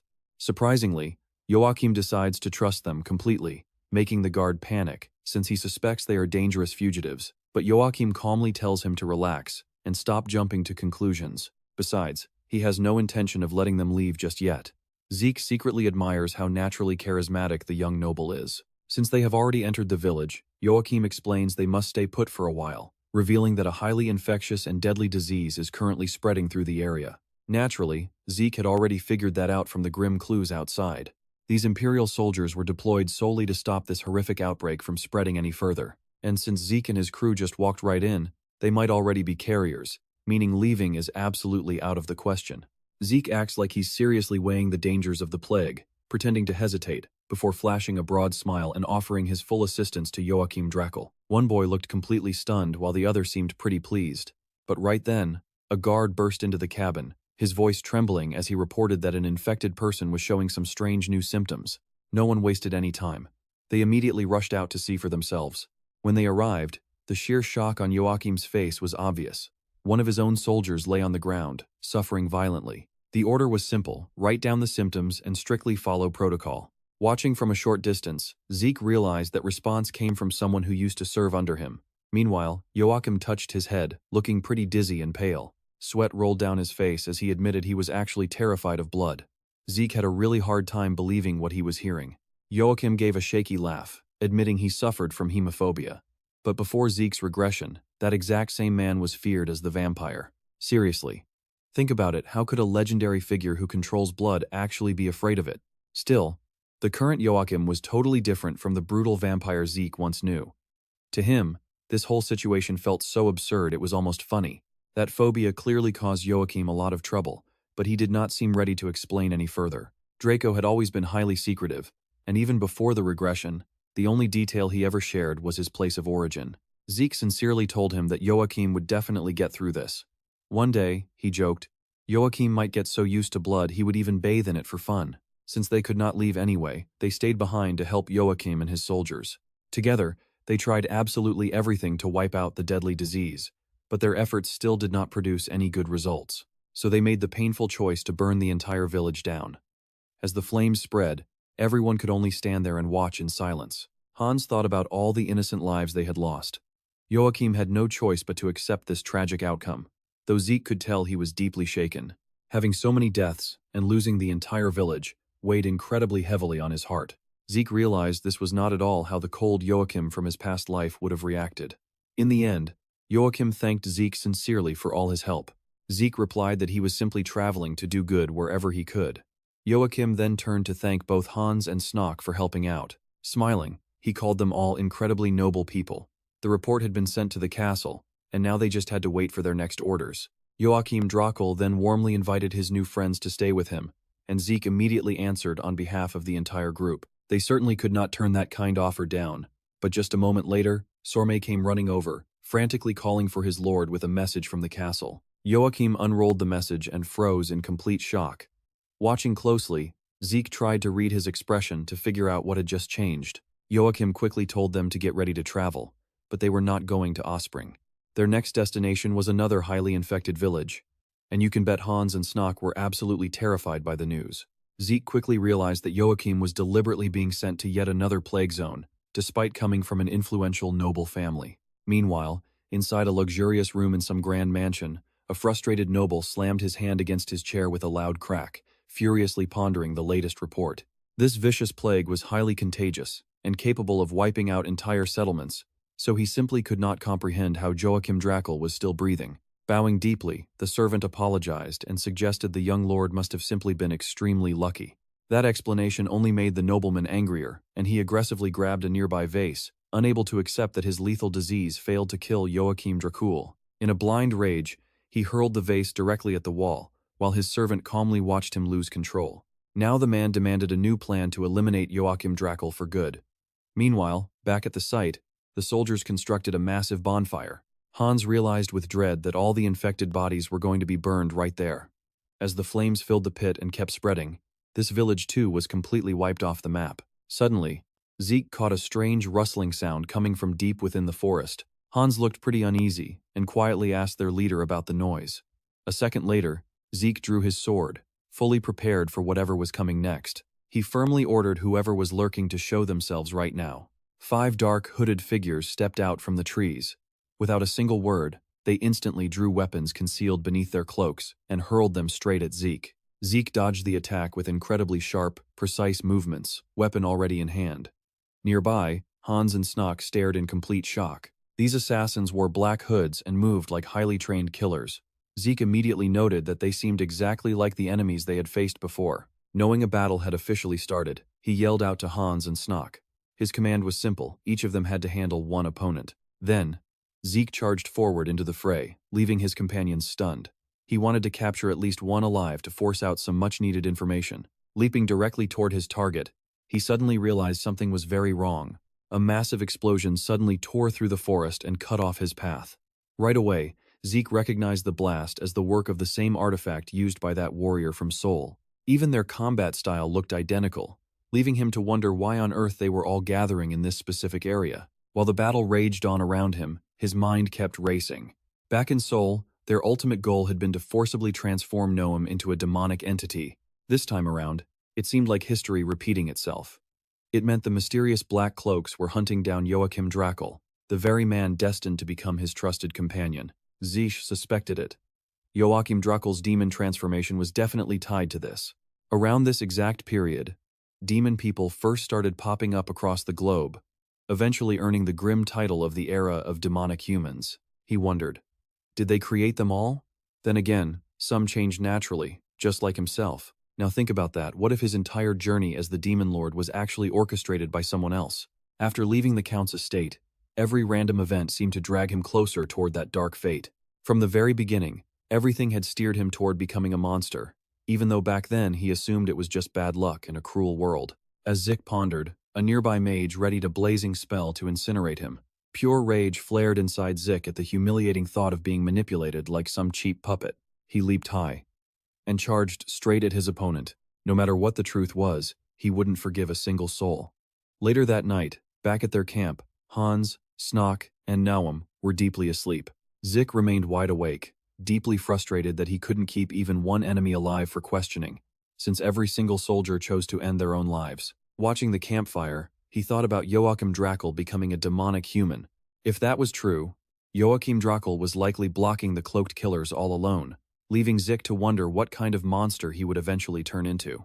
Ultimately, he decided, Joachim Drakel was better off remaining human. Just as the young lord noticed Zich was awake, the two of them sat by the crackling fire in the dead of night, while Zich kept searching for what could drive Joachim Drakel to ruin. For a hemophobe, mastering blood magic must have meant facing a temptation too powerful to resist.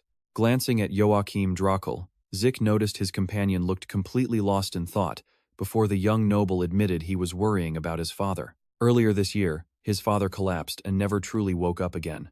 That was why Joachim Drakel was questioning his past choices.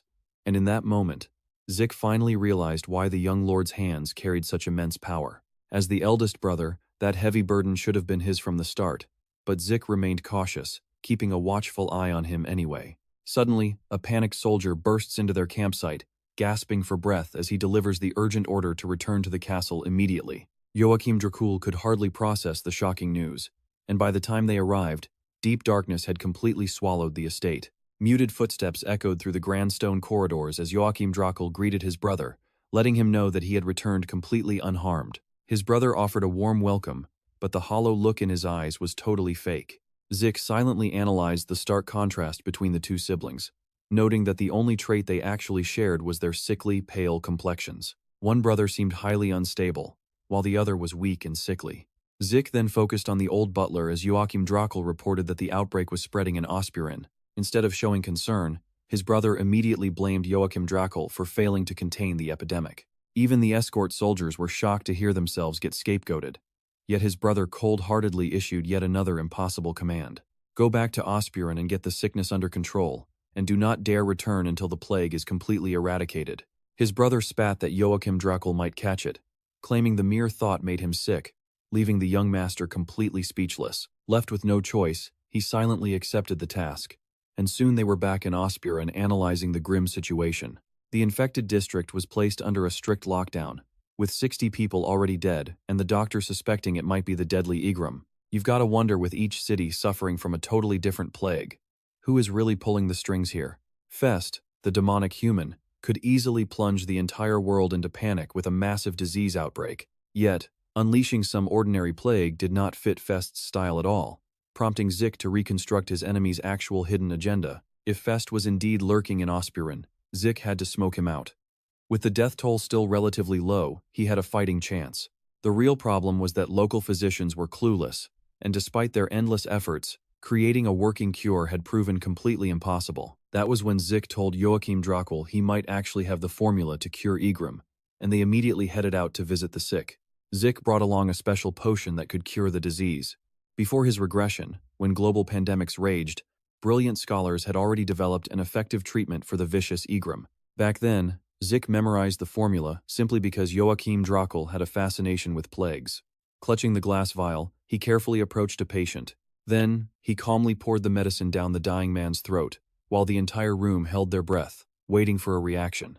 Seconds later, the patient gasped awake, desperately pleading for water. With the cure's success fully proven, Zich offered to write down the recipe for the doctors. Joachim asked if he was really willing to share something that could make him incredibly rich. The young lord could not fathom handing over a fortune-making cure, but Zich casually replied that he did not care for gold, he just wanted to help. Then Joachim Drakel walks over.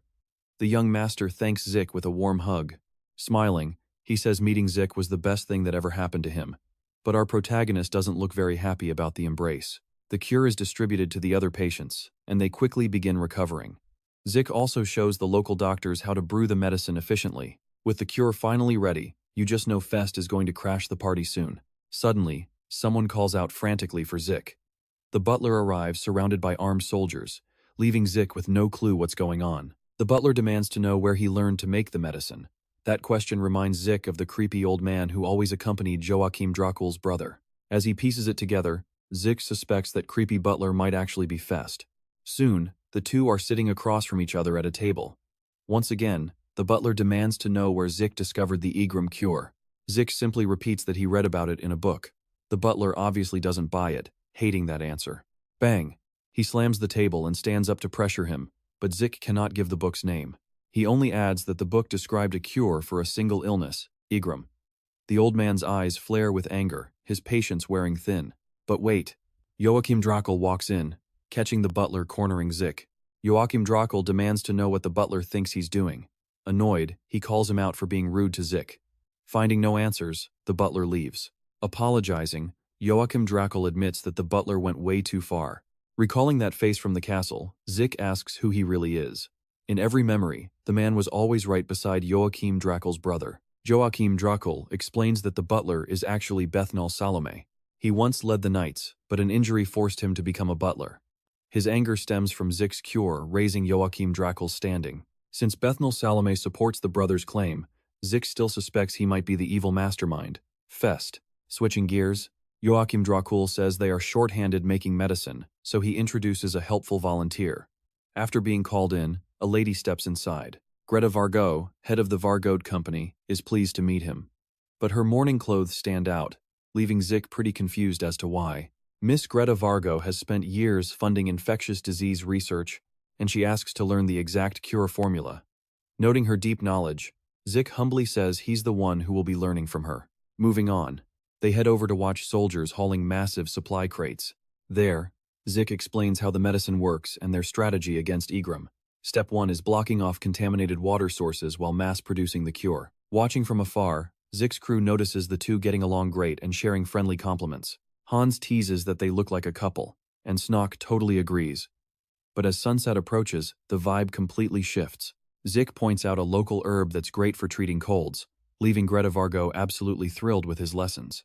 Even so, she feels like she has barely scratched the surface with him.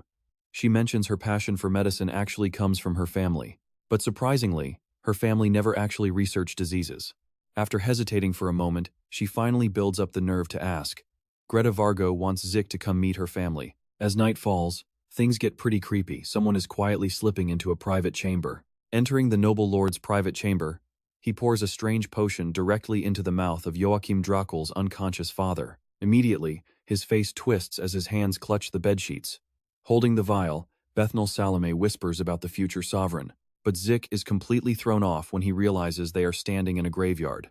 Greta Vargo reveals her entire family was wiped out by a horrific plague. That's why she dedicated her life to medicine to stop others from suffering that same tragedy. And that vow is exactly why she wears those black mourning clothes.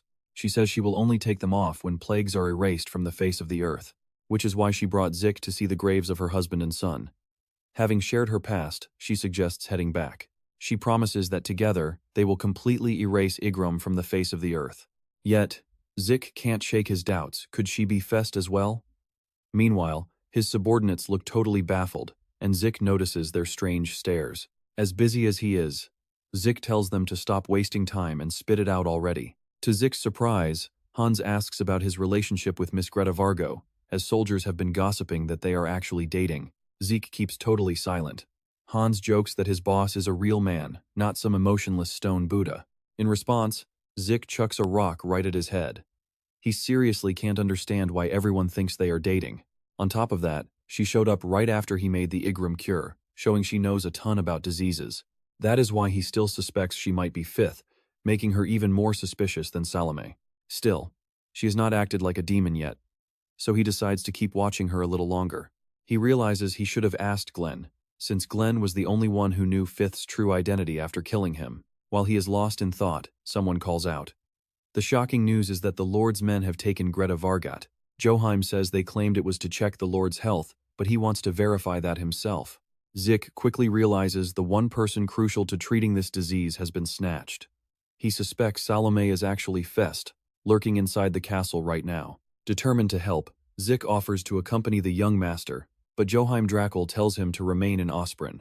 It is a family issue, and besides, nobody else is skilled enough to care for this many patients. Even so, the young master promises he will bring Greta Vargat back safely. Zich respects that choice, promising to wait for him, and they seal it with a handshake. Elsewhere, the butler reads a heavily written letter. A soldier then arrives, reporting that young Master Bjorn wishes to see Butler Salome immediately. With a cold smile, the butler says he will not be joining the noble tonight. A few days later, someone shows Zich the last building standing, which they have been searching for the missing villagers. Gathering their courage, he and his men step inside, only to find a grim scene. Things are getting worse. A nearby region is now suffering from a disease with the exact same symptoms, and with his medical expertise, Zich is the best person to investigate. He accepts the task and prepares to set out, yet he still has no proof that Joheim reached the castle. A soldier quickly reassures him that the young master is settled, urging him to focus on the village.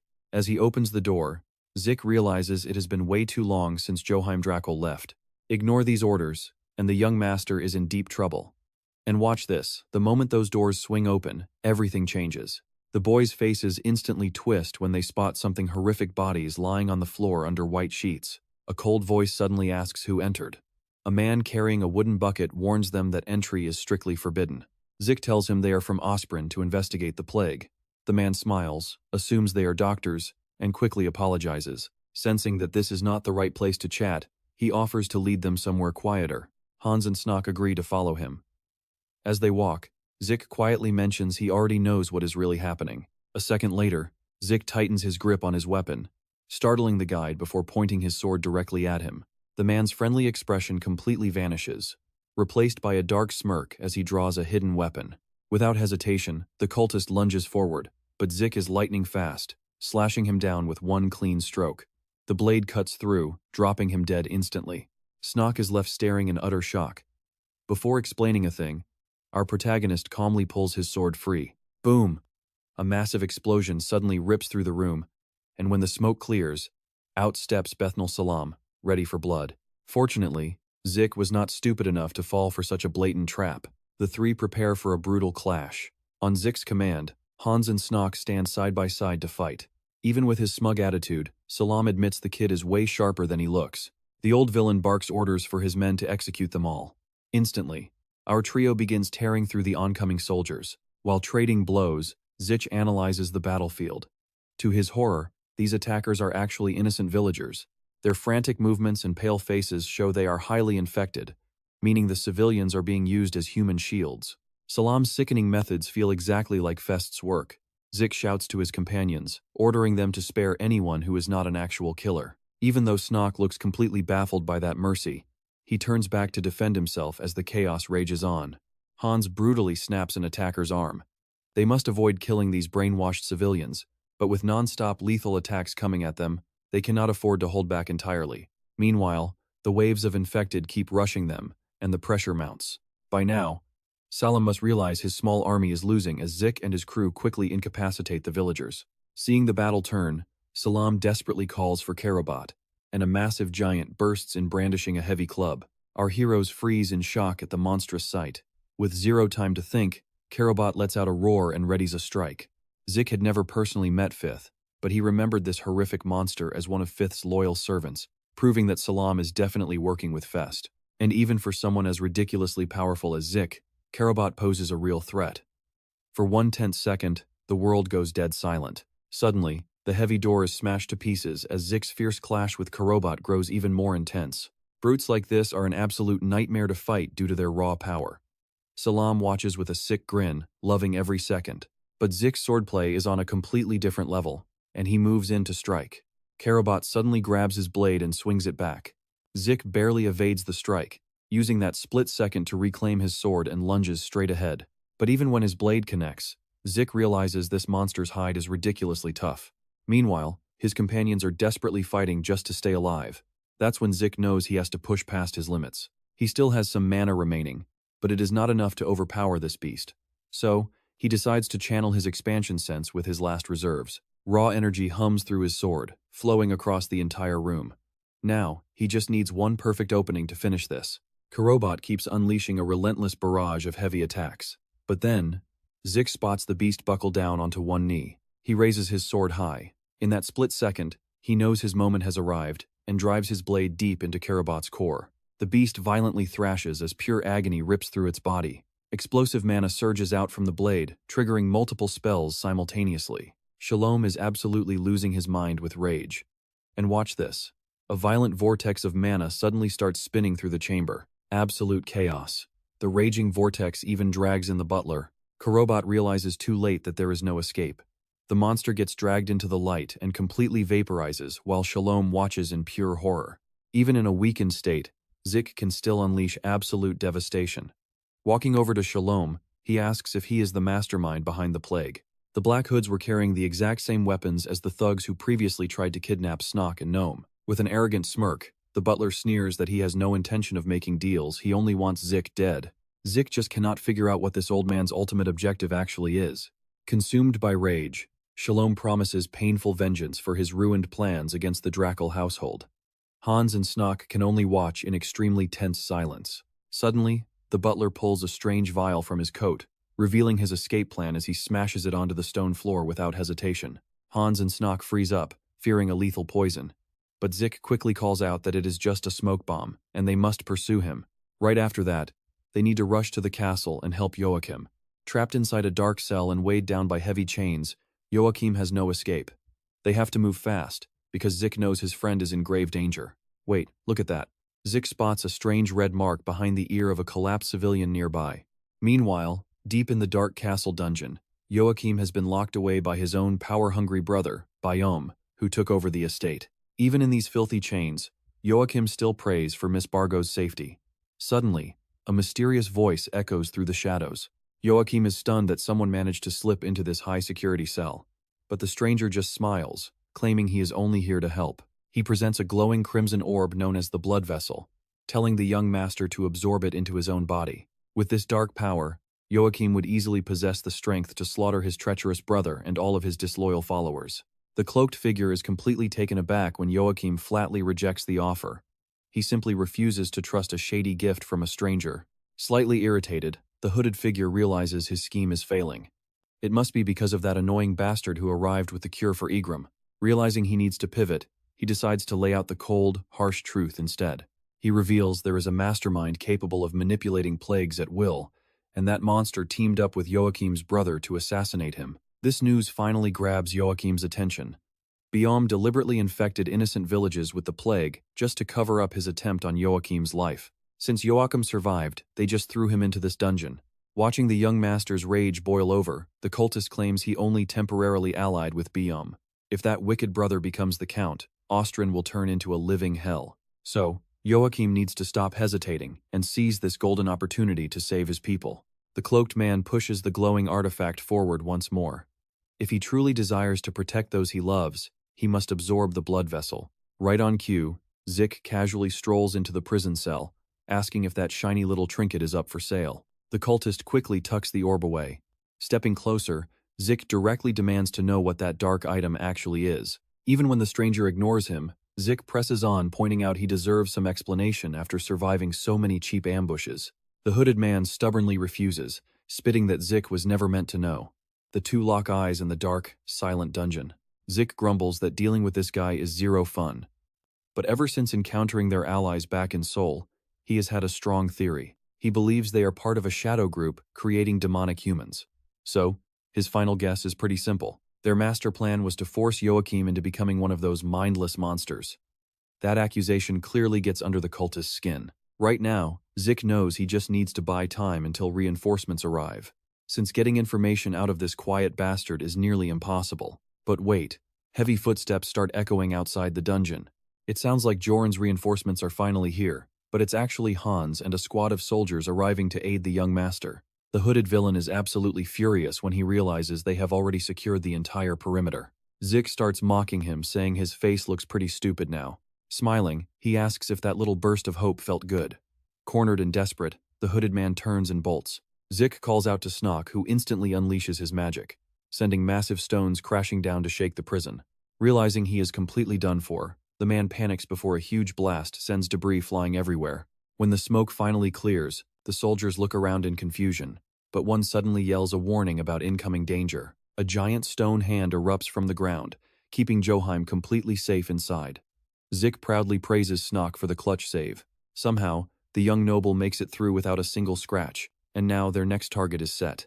They need to take down his brother for sparking this war, though Zich still has his doubts about things.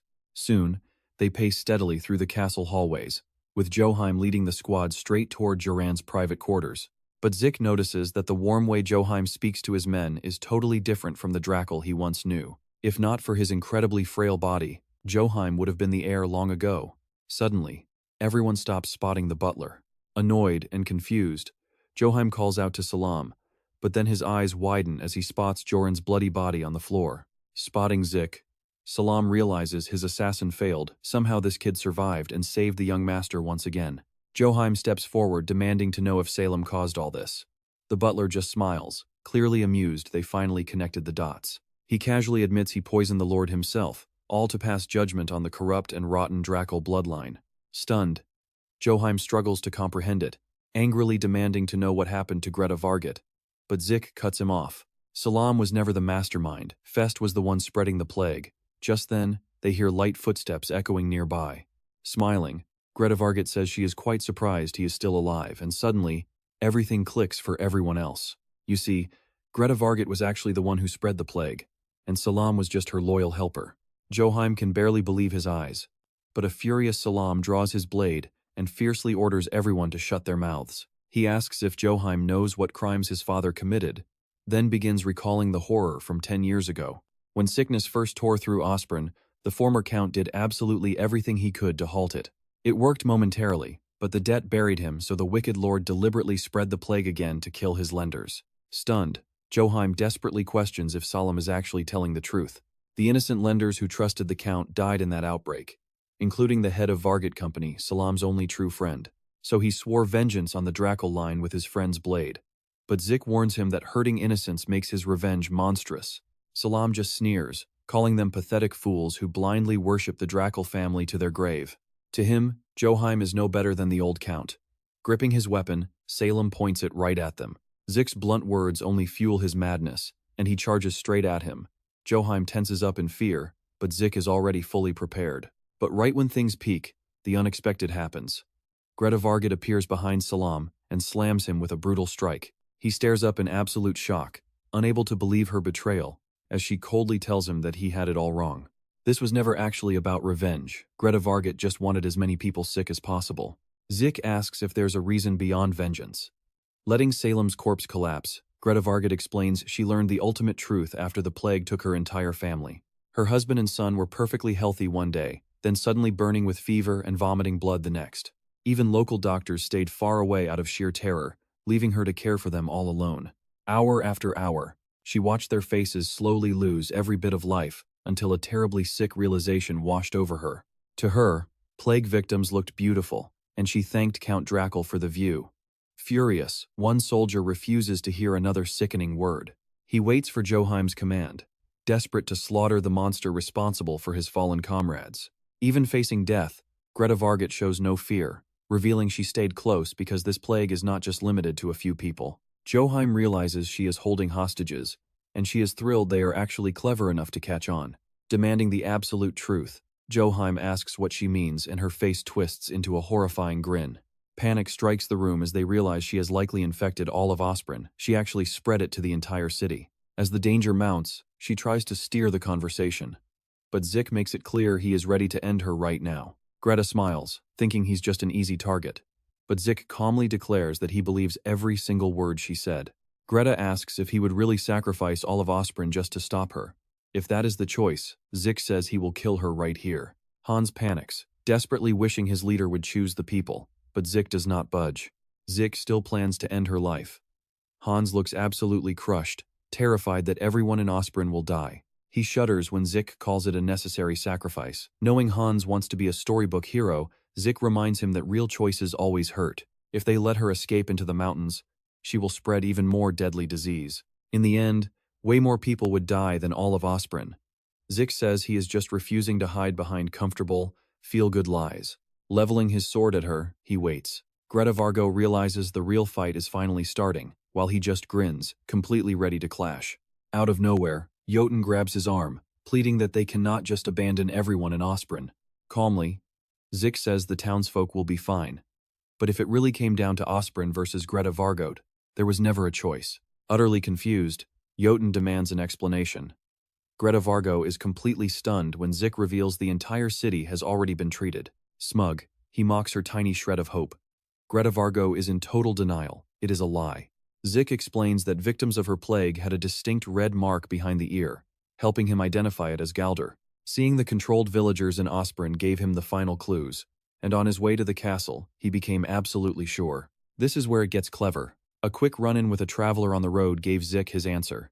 The locals all carried that same red mark, so he cured them before even stepping foot in the castle. Greta Vargo still cannot comprehend how he pulled this off alone.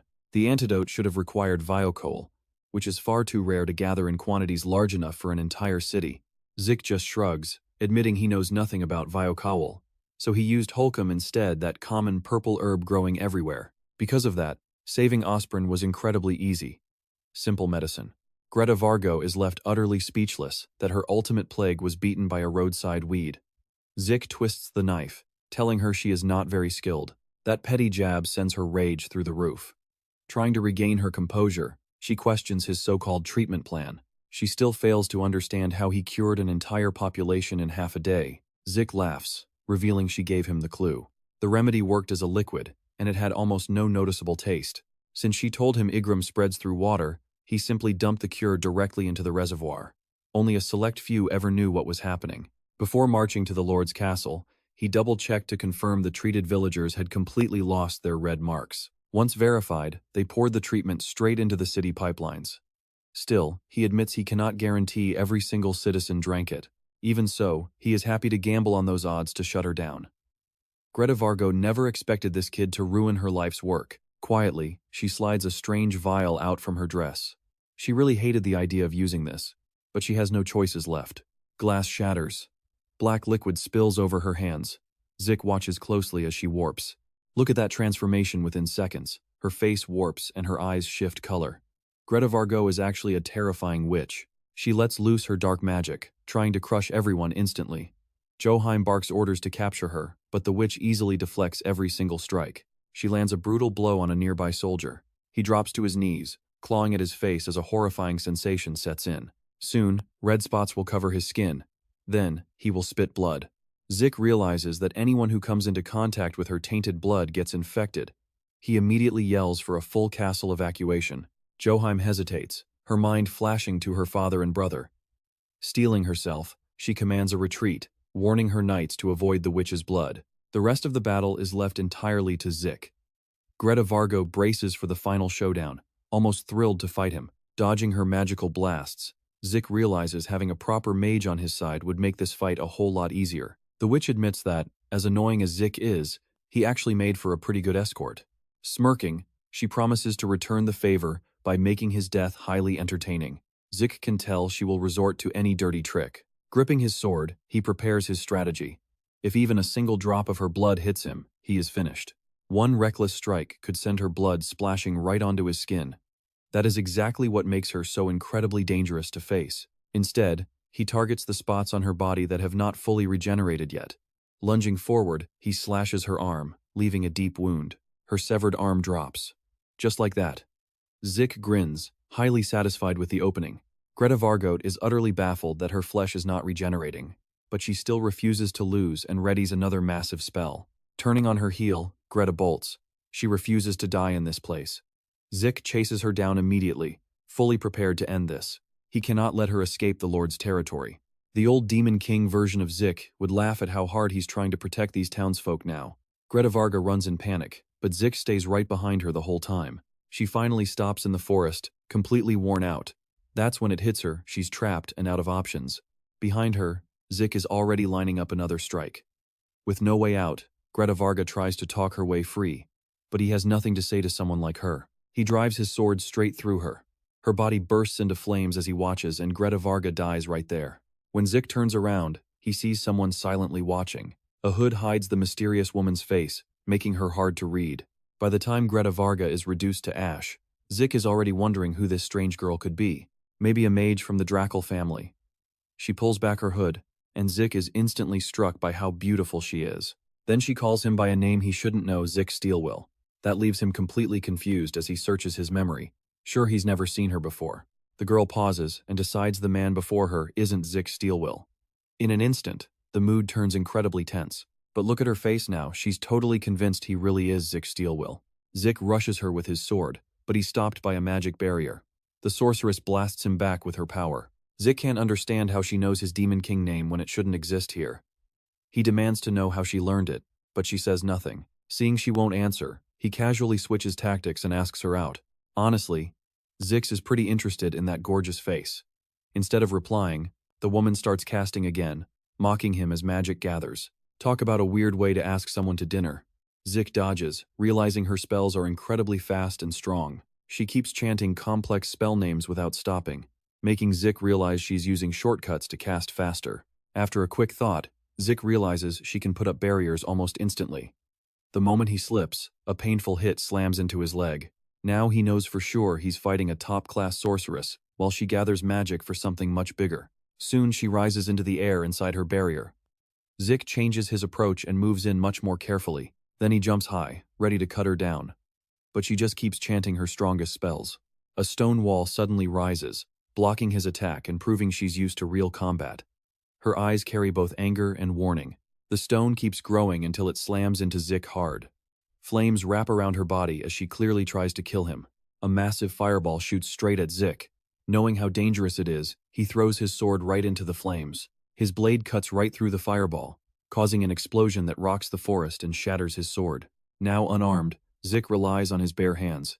He charges the fireball again, punching it so hard that the spell flies straight back at her. Even inside her barrier, the shattered pieces still hit her. Touching her body, she realizes his attack wasn't quite enough. The sorceress gets pretty annoyed, which Zich clearly loves seeing. Even hurt, she tries to launch another spell. And watch this, his face completely hardens as a massive, sharp ice crystal is aimed right at him. He smashes it apart with a single punch, blowing it into countless pieces. A skilled battle mage would keep pressure on non-stop.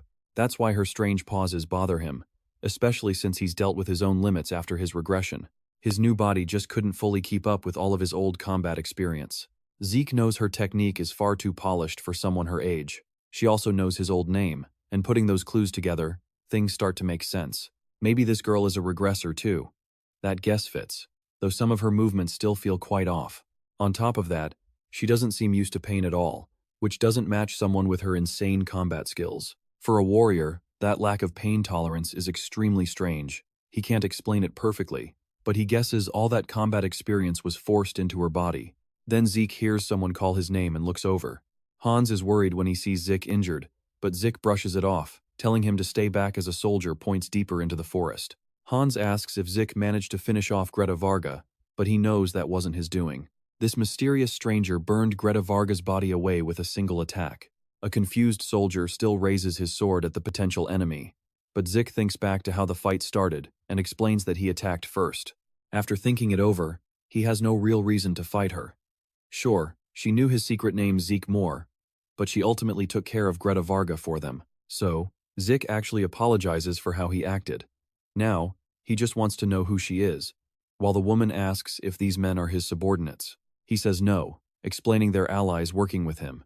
She doesn't seem to understand that word and looks quite curious. Zich simply repeats himself, then thanks her for killing Greta Varga, the one behind all of the village's tragedies. The mysterious mage can barely believe what she's hearing, leaving Zich totally puzzled by her reaction. She's completely shocked that Zich actually cares about these villagers. That's definitely not something the terrifying Demon King would ever do. Meanwhile, our hero keeps wondering if she actually knew him back before his regression. After all, the 1100th Demon King Moore doesn't exist in this timeline. They just stare at each other in heavy silence. Then, a soldier snaps at her for disrespecting Osborne's legendary hero. She gets even more confused. She can't believe this guy is hailed as a savior. The soldier snaps that Zich has done so much for this village. Suspicious, the mysterious woman asks for his surname. Not knowing what she actually knows, he tells her she's got him all wrong.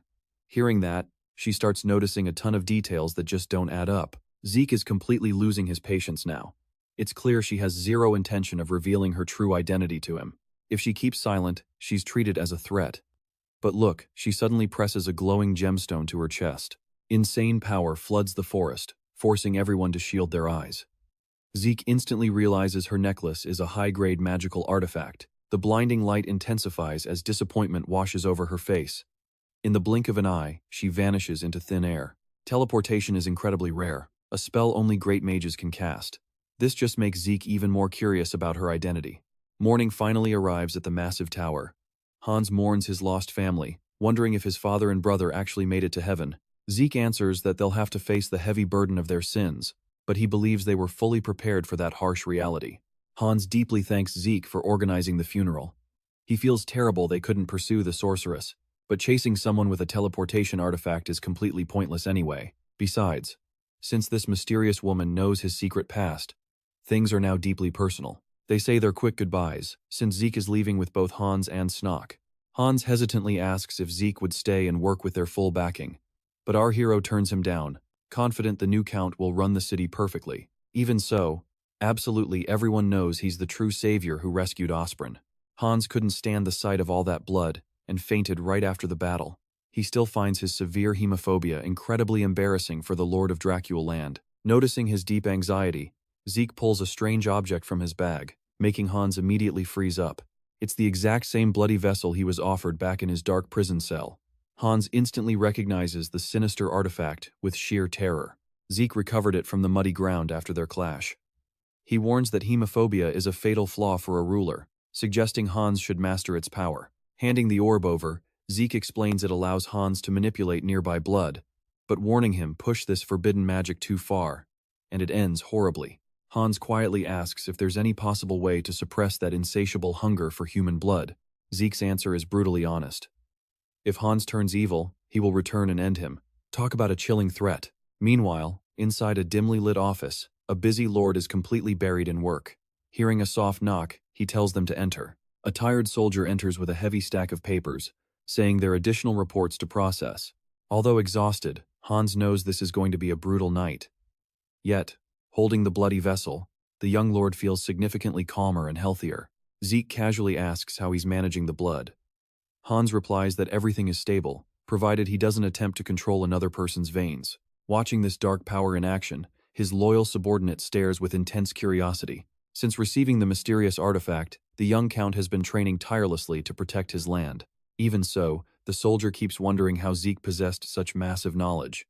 But in the end, his past doesn't matter. He saved their home, and that's more than enough. Standing up from his desk, the count declares there's an urgent matter he needs to investigate further.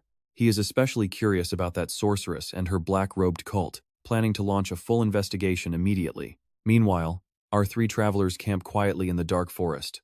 Zich lies awake, desperately trying to solve the mystery of that strange woman.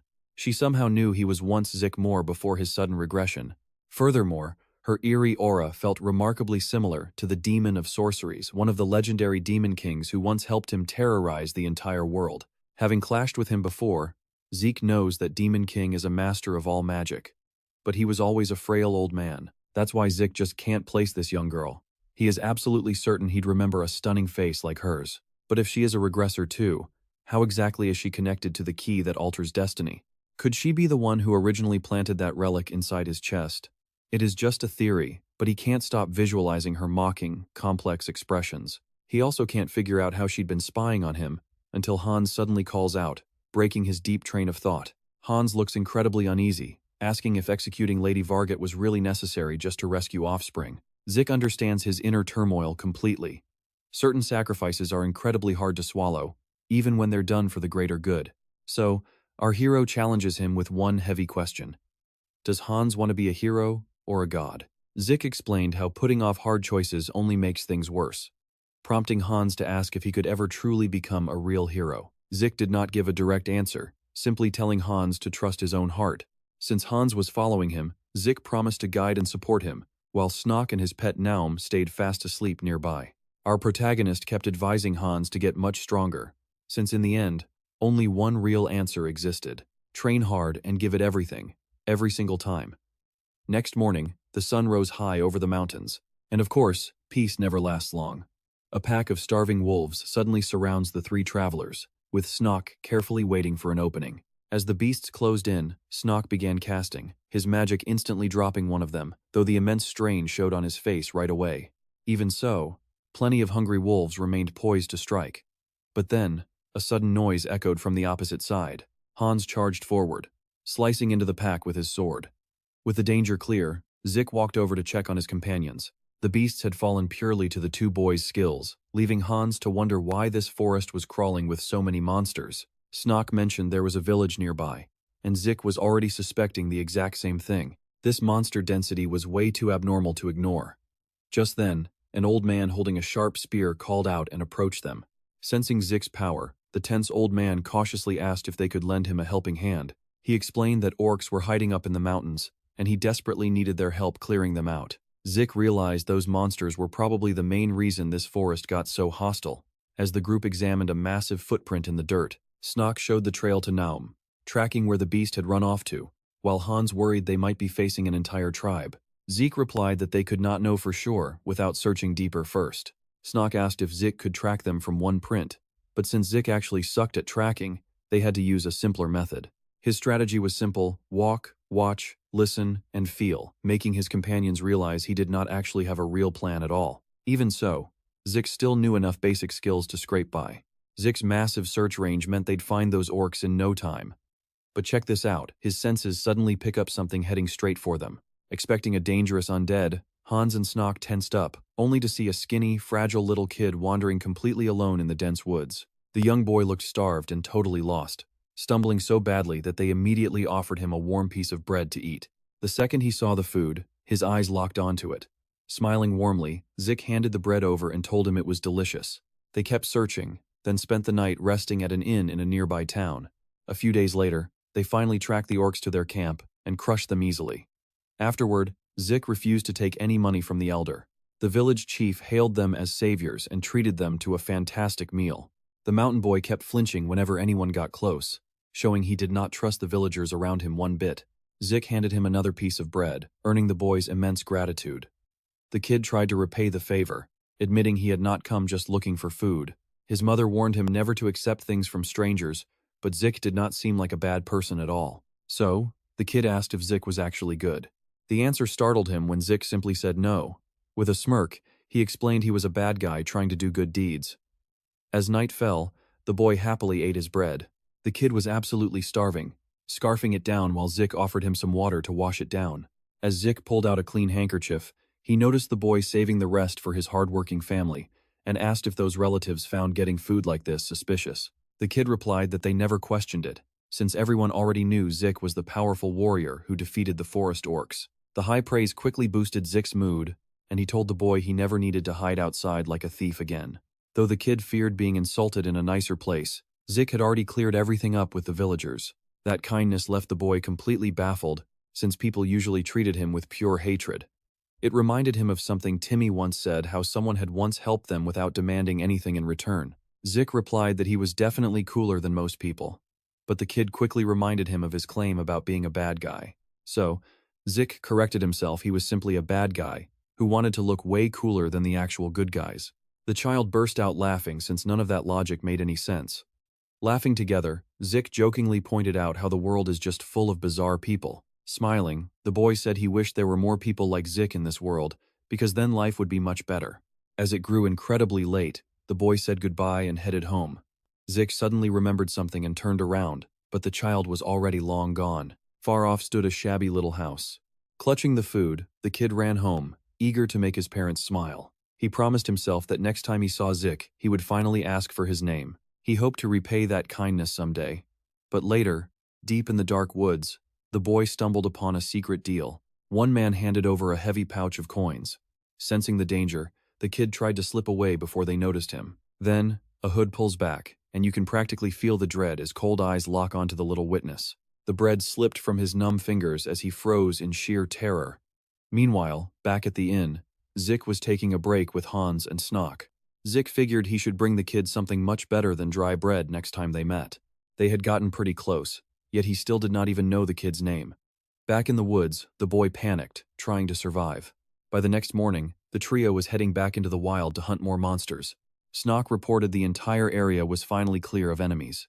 Hearing this, Zich figured the worst of the threat to the village was over. With even the wild beasts dying down, those monsters must have been driven here by some external force throwing off the local balance. Either way, the village was safe for now. With their job done, it was about time to prepare for the road ahead. Back at the settlement, the locals greeted them with endless, tearful gratitude. The village elder kept thanking them, bowing deeply since he could never repay their kindness. Hans tried to act humble, though he was clearly enjoying the praise. Then Snock realized they had not seen the kid in days. Before they hit the road, Zich decided to track him down. A local nearby chimed in, asking if they were looking for the kid living past the boundary fence. Another villager mentioned the boy usually helped with chores, but had gone completely missing. Snock grew anxious while Hans assumed he simply traveled to a neighboring town. Zich turned on his heel and gestured for his crew to follow. Snock called out, asking where they were headed. Hans sighed, realizing their leader was just winging it again. Still, Zich was absolutely determined to check out the boy's house. Soon, they reached a pretty run-down settlement. Hans and Snock stared in shock, unable to believe how harsh life was out here. Scanning the area, nothing. Zich could not sense a single soul, but kept on searching. Suddenly, Zich's face completely drops. Just look at him leap across the rooftops, stopping right before a worn wooden door, a life force fading fast. Kicking the door open, he stepped into a complete nightmare. Two heavily mutilated bodies lay cold on the floor. Checking them quickly, he bypassed the dead and searched for any sign of life. Slumped in the corner was the boy, a bizarre tattoo etched across his chest. Zich rushed over, shaking him, but got no response. Barely breathing. Zich quickly forced a healing potion down the kid's throat. An eerie, dark energy began seeping from that tattoo. Feeling someone close, the boy slowly fluttered his eyes open. Zich softly explained that he came looking for him, and the weak kid managed a small nod of understanding. When Zich asked who did this to his family, the boy whispered that he did not know. A mysterious stranger had simply appeared at midnight. No mercy. The intruder slaughtered both of his parents right in front of him. Even worse, the beast forced the kid to watch, warning him to stay silent to keep his parents alive. Zich knew it was all a lie. The killer never planned to spare anyone. He simply enjoyed the torment, before turning his blade on the rest of the village. The kid wept, crushed, because the killer blamed the entire tragedy on him. Zich gently patted his head, whispering none of this was your fault. He never caught the killer's full face, but remembered he was completely bald, with dark tattoos covering half of his face. Spasm. A brutal pain racked the boy's chest. Zich immediately channeled healing energy. A surge of stabilizing power washed over the kid, washing away the agony. Zich whispered for him to just rest easy now. He promised to handle the rest, but too exhausted, the kid drifted off. Gently, Zich placed a piece of bread right beside his hand. A sudden sound at the entrance broke the heavy silence. His subordinates rushed in, only to freeze dead in their tracks. Shock. Utter shock. Rising slowly, the main character coldly ordered them to move out. It was time to hunt down the monster and claim their bloody vengeance. Soon, the three stood before the crackling funeral pyre. Trembling, Snock offered a quiet prayer for peace. Hans never expected their cynical boss to hold a proper funeral for a kid he barely knew, let alone plan a bloody revenge. Hans realized this went far deeper than simple justice. Sure, Zich did good things, but pure kindness? Never his style. This brutal death made his rare kindness feel completely wasted. Having someone he actually liked tortured to death dragged his pride through the mud. By morning, only silent ashes and bone remained. Zich carefully gathered them into a large jar, and without another word, the group set off. Their next destination lay far, far away from this ruined village. Lubella opens a heavy door, totally surprised by what is on the other side. An old priest smiles back at her warmly, and she happily tells him her prayers went well. He lets her know she has some unexpected visitors.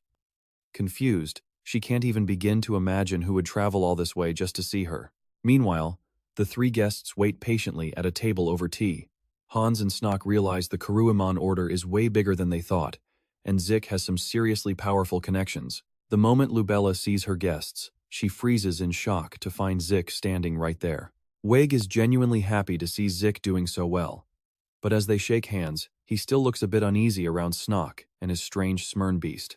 Lubella smiles and strikes up a friendly chat with Hans, but since Snock is completely new to her, she has no idea who he is.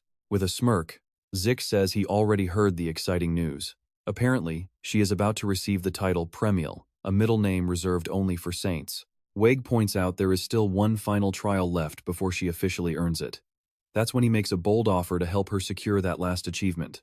And get this, he reveals their target is absolutely massive, catching everyone's attention instantly. With a serious look, he offers them a shot at completely destroying Beled's northern branch. Lubella is left absolutely speechless by his sudden, wild proposal. Wig asks if the ones behind that poor boy's death were those Beled bastards. Zich mentions recognizing the burned crest on the kid's chest as a dark curse that prevents death. Hearing this, Hans looks totally horrified and lost. Zich explains that the cruel spell forcefully binds a person's life force to dark energy. This keeps them breathing even through fatal wounds. It is purely designed for torture, letting monsters play with their broken body for as long as they want. Wig asks if there are any other clues about the culprit. But Zich only knows the guy was bald, with dark tattoos covering half his face. Suddenly, Lubella mutters the name Colin Trisloa. Zich immediately realizes she knows exactly who this monster is. Trisloa is one of Beled's cardinals, sitting right below the Pope and infamous for unspeakable evils. Hearing this makes Hans realize that Devil actually visited their village. Wig figures Trisloa simply stopped by the village for supplies, then decided to torture a kid for sick amusement. Since the victims lived in the slums, nobody would have cared. But strangely, the nearby mountains suddenly swarmed with vicious monsters, even orcs. Wig thinks it over, realizing something is deeply wrong here. Now that he knows Beled is behind this, he declares the Kuruiman Knights are ready for war. That makes things easy, since Zich already knows the exact locations of Beled's northern branch and their secret bases. Wig can barely believe his ears. Zich just smiles, claiming he accidentally stumbled upon the maps. Between this and the magic seal from before, everything is starting to make perfect sense to him. After all, he saw that exact seal spell way before his regression. They decide to scout the northern branch first, with Zich leading the way. Wig hopes that if fate is on their side, Trisloa will actually be there. Zich is absolutely burning with rage, determined to get revenge on that tattooed bastard. He never even got to learn the poor kid's name. As the scene shifts to a vast wasteland, Wig rides in silence, deeply contemplating their upcoming battle. Looking around, he admits he never knew a desolate place like this existed. Wig used to think Zich knew basically everything in the world, but that clearly was not true. He soon realizes no mortal can ever truly grasp all of God's creations. Zich chuckles, noting that is exactly how a devout religious man would think. Wig replies that if Zich ever came to believe in Kuruiman, he would think the exact same way. But even after hearing that, Zich shows zero interest in joining them. Soon after, Wig starts to seriously doubt if Beled's northern branch is even in this area. After all, Beled's god is a water deity, meaning their temples are always built near massive water sources. Yet this entire wasteland is as bone dry as dust. Zich just smirks, pointing out that is precisely why no one has ever found it. Pretty clever, right? It is the perfect camouflage. Soon, a powerful, dusty gust of wind slams into them, and Zich signals that they need to keep moving a little farther. Leaving their horses behind by the mountains, they continue on foot, quietly scouting the area for any hidden clues. A giant hole in the ground finally reveals the hidden entrance to the Beled base. Determined to press on, they step into the dark cave with lamps in hand. Something ahead leaves Wig completely stunned. The entire cavern is glowing with a brilliant blue light. He never expected to find a massive lake underneath such bone-dry land. Spotting movement on the far side, they immediately duck behind a nearby rock to stay hidden. Peering out carefully, they witness a massive, majestic temple, rising up right from the middle of the underground lake. At the very peak sits the unmistakable symbol of Belid. Wade finally has his proof, and Zich asks with a grin if he believes him now. Shaking hands, Wade promises to assemble the strongest Kuruiman holy knights.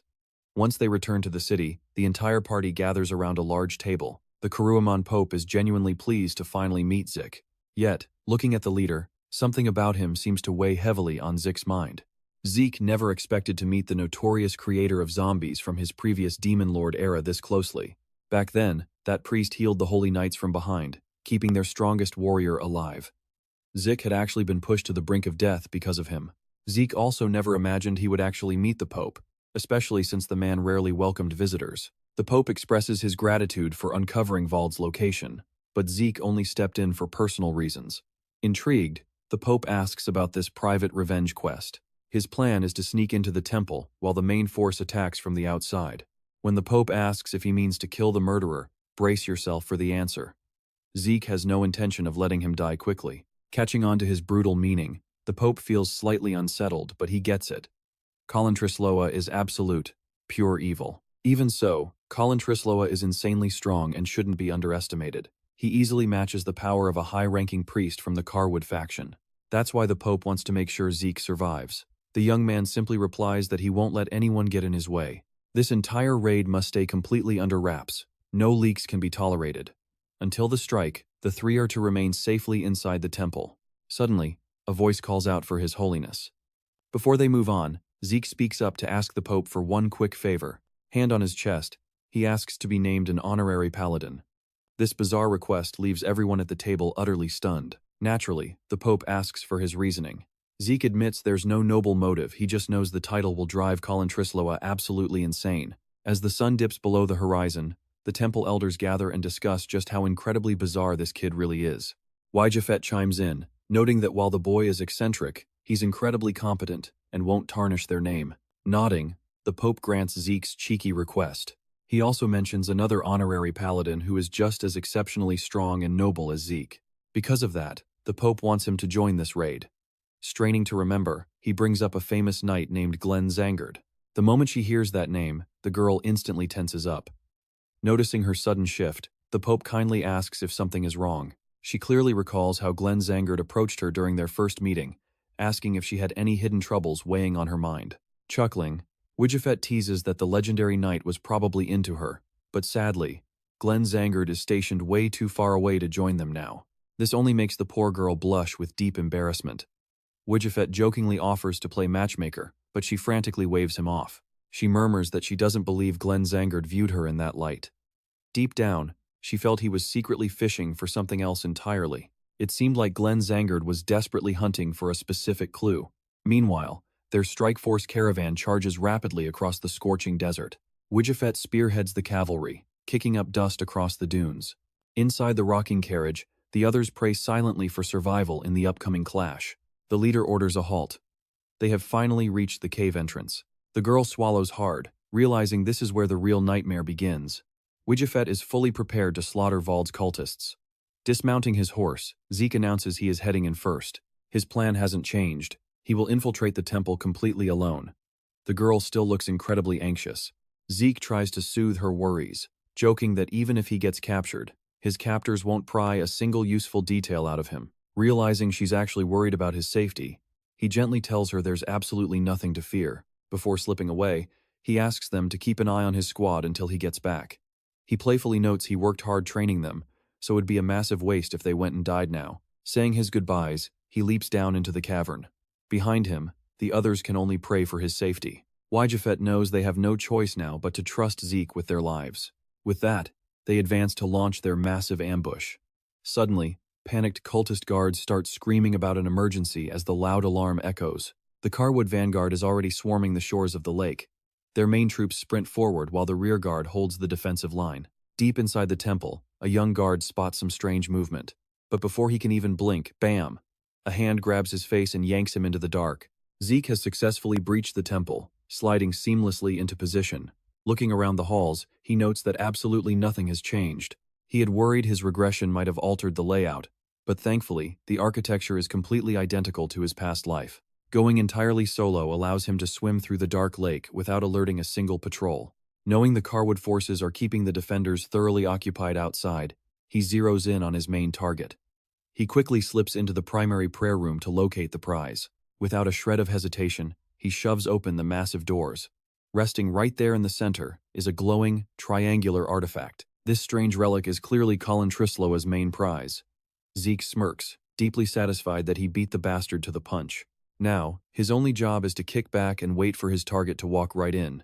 Meanwhile, a massive explosion rattles the temple outside. Cultist defenders struggle desperately to hold their crumbling perimeter.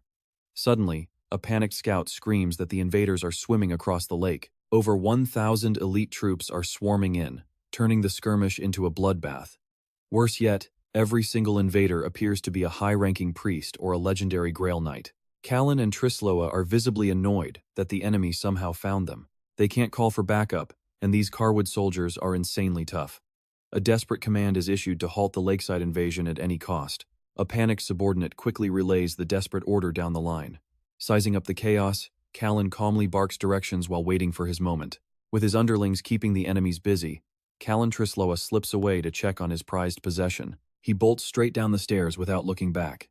Callan Trisloa needs to confirm the artifact is secure and beg his god for a win. But arriving there brings pure horror.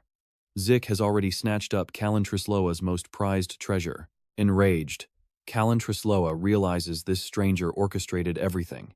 Zich simply explains that he's here to settle a deeply personal grudge. Look at his reaction here. Callan Trisloa freezes mid-charge. The second Zich calmly mutters his real name with a chilling stare. Furious, Zich demands to know if Callan Trisloa murdered that innocent kid.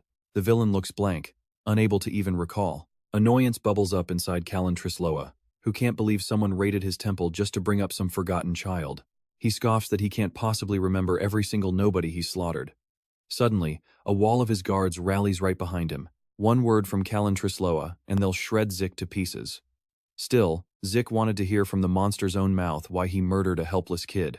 Zich asks if Callan Trisloa remembers slaughtering a poor village and slowly torturing a defenseless little boy. Callan Trisloa's expression shifts into a sick grin as he confesses. That night, he only wanted food from town, but spotting the boy inspired him to massacre the entire village instead. He speaks about the boy's family and neighbors as if they were nothing but disposable cargo. Unbelievably, Callan Trisloa placed the entire blame for the brutal slaughter squarely on that one suffering child. He even claims that dying by the hand of someone blessed by Valdi should have been their greatest lifetime honor. Zich asks if he really told the poor kid it was his fault. Callan Trisloa sneers yes, he wanted to teach him a lesson in responsibility. Listening close, Zich realizes Callan Trisloa has suddenly remembered the battle outside and stopped talking. Callan Trisloa stands completely stunned as the young man before him reveals the shocking truth. Zich declares that he led the Karwood men directly to this temple just to destroy Callan Trisloa. Yet, the high priest refuses to believe a mere kid could ever hope to defeat him. With real sorrow in his eyes, Zich reveals he actually knew the innocent child Callan Trisloa murdered. Callan Trisloa cannot grasp why anyone would wage a war over a peasant kid. Zich simply repeats his words, the slums died entirely because of that boy. If Callan Trisloa had just stayed inside his temple and hidden away forever, their paths never would have crossed. But now, Zich is ready to tear down everything in his path. He declares that this whole ruin is Callan Trisloa's fault. Hearing that, Callan Trisloa snaps. He unleashes a torrent of raw, violent magic that floods the entire room. Violent surges of pressurized water race toward Zich. He leaps aside just in time, instantly recognizing the attack as absolute poison. Reaching out, Zich secures a strange artifact mounted on the wall, while Callan Trisloa warily monitors his sudden, odd maneuver. Smirking, Zich taunts that he is going to teach Callan Trisloa what real responsibility actually means. Laughing, Zich mocks Valdi's fish-headed god for never teaching his priests to pay their debts. Callan Trisloa loses his mind, firing off even heavier spells. Pressurized water floods the room and sweeps him away, but Zich desperately catches the edge of a nearby window. Done playing around, Callan Trisloa orders his guards to execute him. A hail of razor-sharp blades rains down, but Zich draws his blade in a brilliant flash. The guards gasp. Zich blocks every single attack without taking a scratch. Sheathing his sword, Zich warns them to calm down. If they keep swinging blindly, they might shatter the highly fragile artifact in his hands. Callan Trisloa cannot believe this brat actually stole it. That legendary relic, the vengeful spirit of the pyramid, possesses the power to command monsters. You won't believe what happens next. Callan Trisloa watches in absolute shock as the dark pyramid begins to glow intensely. The vengeful spirit of the pyramid can dominate any monster, but activating its power requires something truly sinister. It feeds on the despair of an innocent soul. In Zich's past life, Valdi completed the ritual by brutally torturing a child. That sick torture was solely meant to fuel the artifact. Naturally, the wild monsters in the nearby forest are drawn to its dark pull. Hanging from the window, Zich warns that he can shatter their precious artifact at any given second. But Callan Trisloa knows the pyramid is indestructible compared to Zich's fragile human body. Flaunting his magic, he promises to execute him in the most agonizing way imaginable. A concentrated blast of magic shoots straight at Zich. He releases his grip on the ledge and relies on pure instinct to dodge. Sneering, Callan Trisloa asks how long Zich thinks he can outrun a storm of deadly magic. Zich knows he can easily massacre the guards, but Callan Trisloa is a different beast entirely. Confronting the High Priest head-on right now is just suicide. Worse, Callan Trisloa has absolutely no intention of letting him walk away. Even so, Zich miraculously grabs onto a loose brick. He scales the wall with absolute desperation. Callan Trisloa watches in confusion, unable to grasp Zich's plan. Seconds later, Callan Trisloa spots something odd. Zich is standing in front of a hidden passage, shouting down that this is his exit. Before leaving, Zich hurls one last mockery at the furious soldiers. In the north wing of Vald's underground prison, dim lights outline a tight path. Zich suddenly appears holding a ring of keys that can unlock every cell door. The locked-up prisoners are absolutely furious. Smiling, Zich asks if they want revenge while a brutal battle rages inside the temple. Enemy soldiers do everything in their power to stop the Carwoodmen. They have to keep them from breaching the sacred temple. Suddenly, a terrifying pressure floods the entire area. A deadly spell shoots straight toward Wige, but he doesn't even flinch. Desperate, the priests begin praying to the goddess Karna for help. Right after, a sacred force completely wipes the enemy spell away. An officer reports that their Lake Crossing troops were totally defeated. Annoyed, Wige realizes he must join the fray himself. Gripping his sword, his face turns chillingly cold. He leaps toward the temple, and his impact triggers a massive blast that sends debris flying everywhere. But a tough barrier protects the place, blocking all his repeated attacks. Even so, his shockwave still knocked out every defender near the shore, giving our forces the perfect opening to cross the water. Driven by sheer determination, a soldier hammers a stake into the dirt before they push massive wooden beams into the water. With the entire troop working together, they quickly construct a solid bridge. The second it is finished, the paladins charge ahead on command.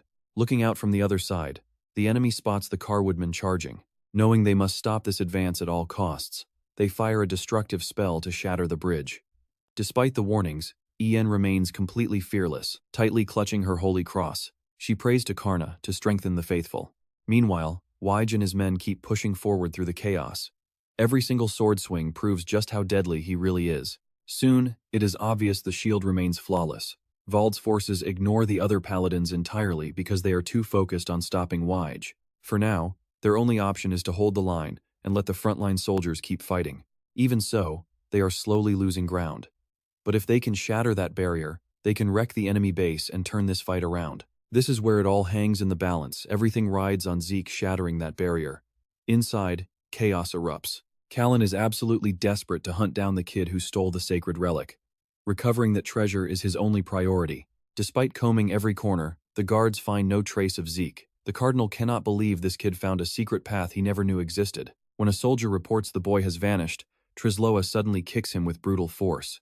Furious, he screams that the boy is carrying the vengeful spirit of the pyramid. The trembling soldier quickly apologizes and promises to search again. As he runs off, the cardinal watches him with boiling rage. Forcing himself to calm down, he starts putting the pieces together. Just minutes ago, the kid claimed he only wanted revenge. He also led the Carwoodmen straight to their temple. Judging by his reaction to the relic, stealing it was never his main objective. Suddenly, the cardinal realizes the kid was targeting the barrier itself. Elsewhere, frightened citizens gather around a massive statue to pray for safety. Zich slips into the holy sanctuary completely unnoticed, but the elite knights quickly sense his presence and draw their swords. To his shock, Trisloa is already waiting. The cardinal raises his hand to cast a deadly spell, and a heavy blow lands instantly. Blood soaks through Zich's clothes as agonizing pain rips through his body. Trisloa and his squad had set a perfect trap. He immediately orders his guards to hunt down the boy. Recovering the relic safely is their absolute top priority. Behind Callan, The sanctuary doors slowly seal shut. Meanwhile, the faithful continue praying with all their might. Suddenly, a crowd storms the sanctuary. Zich has unleashed the furious prisoners from the deep dungeons, giving them a shot at revenge against the cultists who wanted to sacrifice them. They are ready to slaughter anyone protecting the barrier. Meanwhile, the cardinal and his guards easily catch up to Zich. Weak and bleeding heavily, the boy has barely made it any distance. Trisloa sneers that this is the boy's final moments. Suddenly, massive cracks rip through the temple walls as heavy stones begin raining down. And just like that, Zich flashes a small smile. His crazy plan worked, while the outer battle rages. Hans narrowly dodges a devastating hammer blow using everything Zich taught him. Spotting a brief opening, he drives his blade deep into his enemy. The young warrior realizes his body is moving completely on instinct. Zich's hellish training is producing an incredible result. Meanwhile, fresh troops rush in to halt the Carwoodmen. Giant stone pillars erupt from the ground, completely blocking their path. From the rear, Snock unleashes his full power to cast a highly destructive spell. If he can successfully collapse that tight passage, he will crush every single target.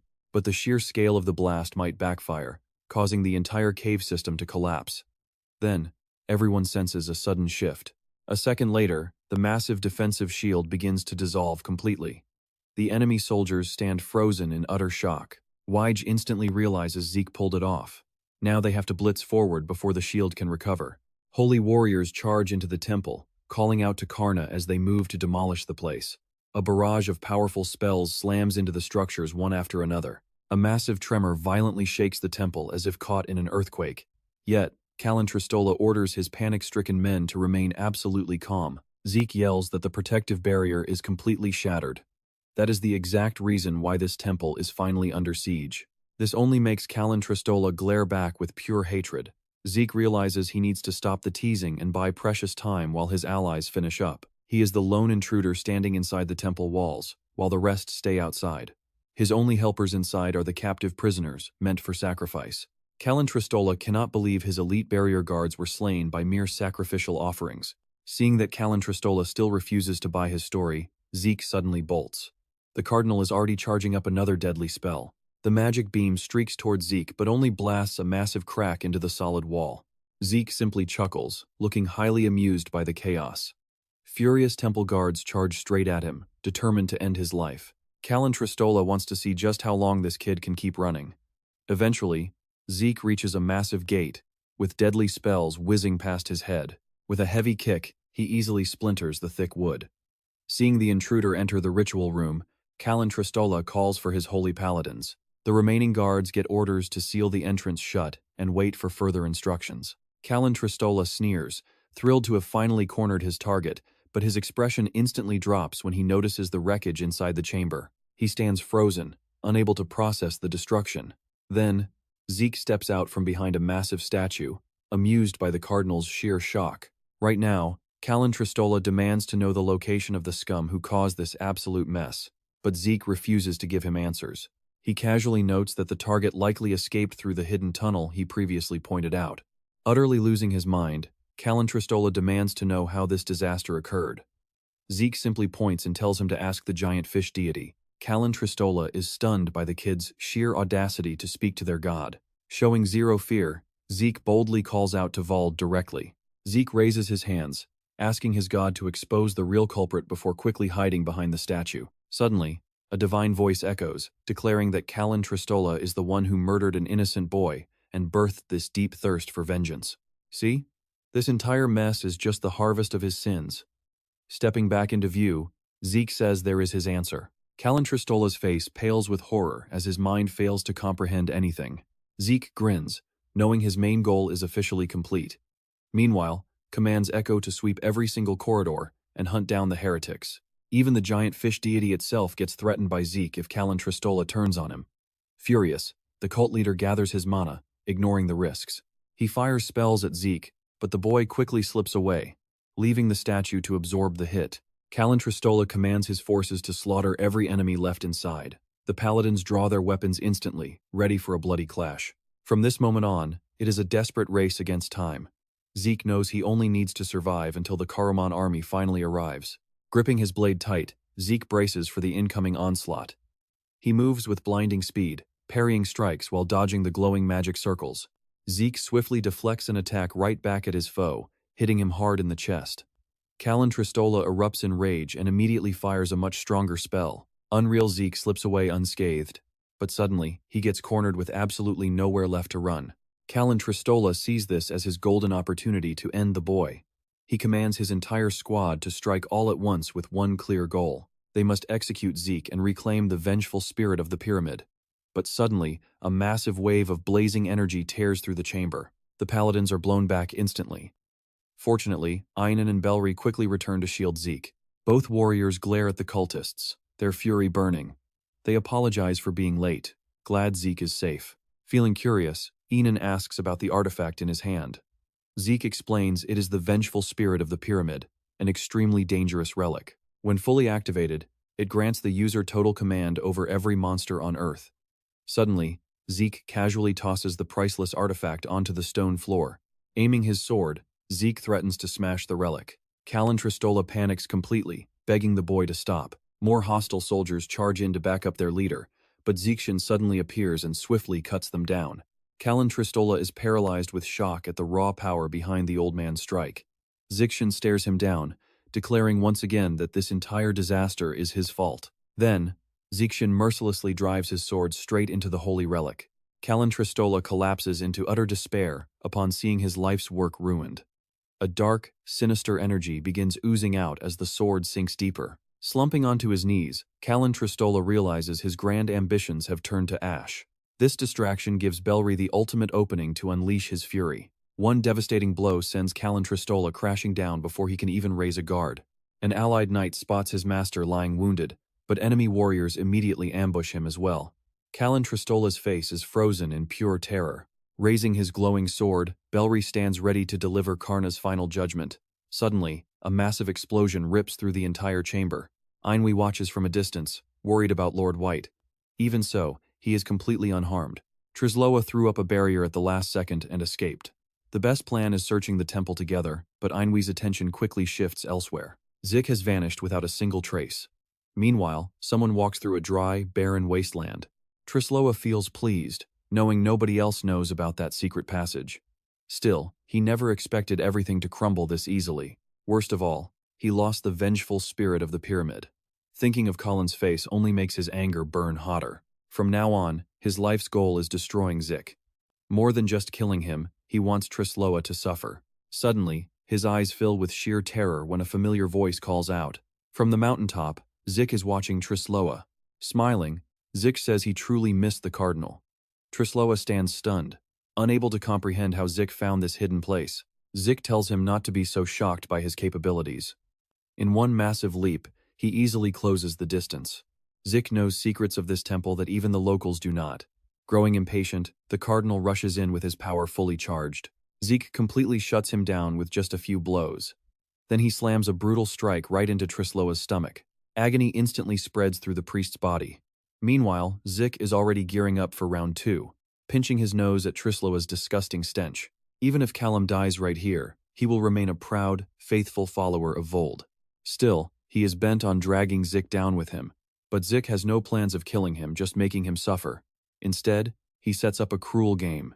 Dodge every single trap before the hourglass runs out of sand. If he somehow wins, he can leave in peace. Zich gets everything ready to begin. Now watch this, the cardinal wastes no time. He starts running for his absolute life. Through that dry, scorching wasteland, he dashes forward with zero direction.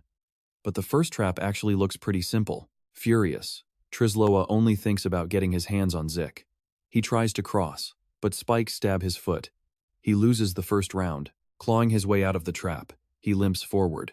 This time, he swears he will not fall for another trick. But then he steps on a line in the ground. The trap triggers. Heavy concrete spheres come flying straight at him. He fails to dodge and takes another loss. With fresh cuts on his face, his rage boils over. Meanwhile, Zich calmly watches the show from the mountaintop. Trisloa has no clue how much time is left to finish this challenge. Even so, he stays fully alert and monitors every single step. Suddenly, a splash of water pours over him, leaving him completely baffled. Zich sweeps in from behind, kicking his heels out. He jokes there is not much hair to soak anyway, since the cardinal is totally bald. You see, the third trap is Zich himself, and by far the hardest. Time ticks away as the cardinal drags his exhausted body forward. Finally, he spots the exit. But instead of escaping immediately, he frantically looks around for the young man. Zich stands holding the hourglass with barely any sand remaining. In that moment, Trisloa realizes he actually survived the game. Zich shrugs. Yes, he made it. Even so, mercy was never part of this deal. Zich drives a blow into his chest. Unbearable pain tears through Trisloa. But Zich stays cold, forcing the blade deeper and deeper. The cardinal collapses, too exhausted to even fight back. Smiling, Zich tells him he was always a master liar, never to be trusted. A moment later, he shoves Colin's body down. Now, it is finally time to save the poor boy's soul. Zich says he will bless the path ahead in Karna's name, the god he hates most. Trisloa immediately begs him to get that insignia out of his face. Zich tells him he must pay for his horrific sins before the deceased boy, his family, and the innocent villagers. Reading from a holy book, he says a path to Karna will open, warning him not to fear because the goddess will cover him in light. All his fear and filthy desires will vanish upon his release. In the end, his loyalty and faith are all that will remain. Suddenly, Trisloa starts to believe he is already dead. His consciousness feels transported to a completely different, strangely beautiful place. Then he senses a strange power nearby, and mistakes it for the god Valley. After decades of devotion, he thinks Valley has finally arrived to save him. Instead, a horrifying monster appears with massive red eyes. Collapsed on the ground, the cardinal cannot understand what he is looking at. To his absolute horror, the creature's voice repeats Zich's words, "It was all his fault." Soon after, Trisloa draws his final breath. Zich looks at the container of bones, declaring his revenge finished. He walks over calmly, opening the jar so the child's soul can finally move on. The next day, the temple lies in absolute ruins. The Karwin men and Zich successfully demolished the northern branch of Valo. Upon seeing Trisloa's corpse, White declares that he wants to hang the severed head right in front of the temple. But after hearing the brutal plan to deny Valo any funeral rites, he drops the idea. Soon after, they all mount up and ride back. Hans asks if it is truly fine to travel alongside the Karwin men. Zich says it is no issue since they are heading the same way. Even then, getting help from those guys still hurt. But seeing Mr. Wag made the soldier look thrilled, and the old man smiled, clearly glad to see Zich. The knight says he brought allied forces but arrived too late. While they talk, Zich looks bored, then spots a strange figure. In his past life, the Demon King met him before and still held on to some serious anger. It was Glenzanard on horseback. Soon, night settles over the camp. With a massive feast laid out, Zich is glad to see the Karwood men finally getting a well-deserved break. Even better, both sides now have honorary paladins. While eating and drinking, they talk about their recent wins, though Zich never expected to run into Glenzanard here. Even so, the knight seemed happy to meet him. Our protagonist simply introduces himself and immediately opens up the conversation with a direct question. The paladin listens without any trouble at all. Then Zich repeats the exact same words he once spoke in his past life, saying he hoped he would be a better person next time. Glenzanard does not understand this and looks completely confused. Curious, he asks why Zich would say something so incredibly weird, but Zich stays totally silent. The two young men lock eyes while their elders watch. Zich laughs and lies that it was just some cheesy line from a popular soap opera, adding that the main hero looked exactly like the handsome paladin. Zich adds that Zenard truly looks like a hero, leaving the embarrassed boy smiling awkwardly. And watch this, he tenses up hearing a very familiar voice. Aline says Zenard did a lot for the Karwood people, but Zich is a real hero too. However, she jokingly adds that the protagonist does not exactly look like one. As they chat like friends, Zenard watches closely. Then he steps in to scold the future saint, saying she was acting improperly, but Zich quickly tells her to just relax. Saints can joke around too, and Mr. Wag adds that people are liking her more lately. Glenzanard quickly apologizes for his remarks, but she tells him not to. She also says that thanks to Lord Zich, what happened in Porty became a huge turning point, leaving the interested paladin asking what they were discussing. Just like in the novel, someone once told Zich to treat people better. That was the exact reason he started performing these good deeds in the first place, a man deeply tied to justice, the kind Zich never actually liked. Still, if they ever met again, Zich wanted to tell him that living the way he had suggested actually was not that bad at all. While Hans, Snock, and Naeem aggressively tear through all the food on the table, Zich asks Glenzanard what he honestly thinks about that righteous lifestyle. He wanted to know if the paladin found his answer. Outside, two guards quietly patrol the camp. Back in his bed, Zich is completely worn out from the long day, but as he stares up, he keeps thinking about Glenzanard. Deep down, He highly doubts the man is a regressor who knows anything. But if changing fate truly depended on regression, then maybe Glenzanard went back in time too. Or maybe regression has nothing to do with this at all. Or perhaps the man is just pretending. Either way, Zich realizes he cannot do anything about it. In the end, he does not care whether Glenzanard regressed, because he has zero plans to get involved with him. He only wanted to say he was living the way he had been told, and it was not so bad. In this life, his connection to Glenzanard ends.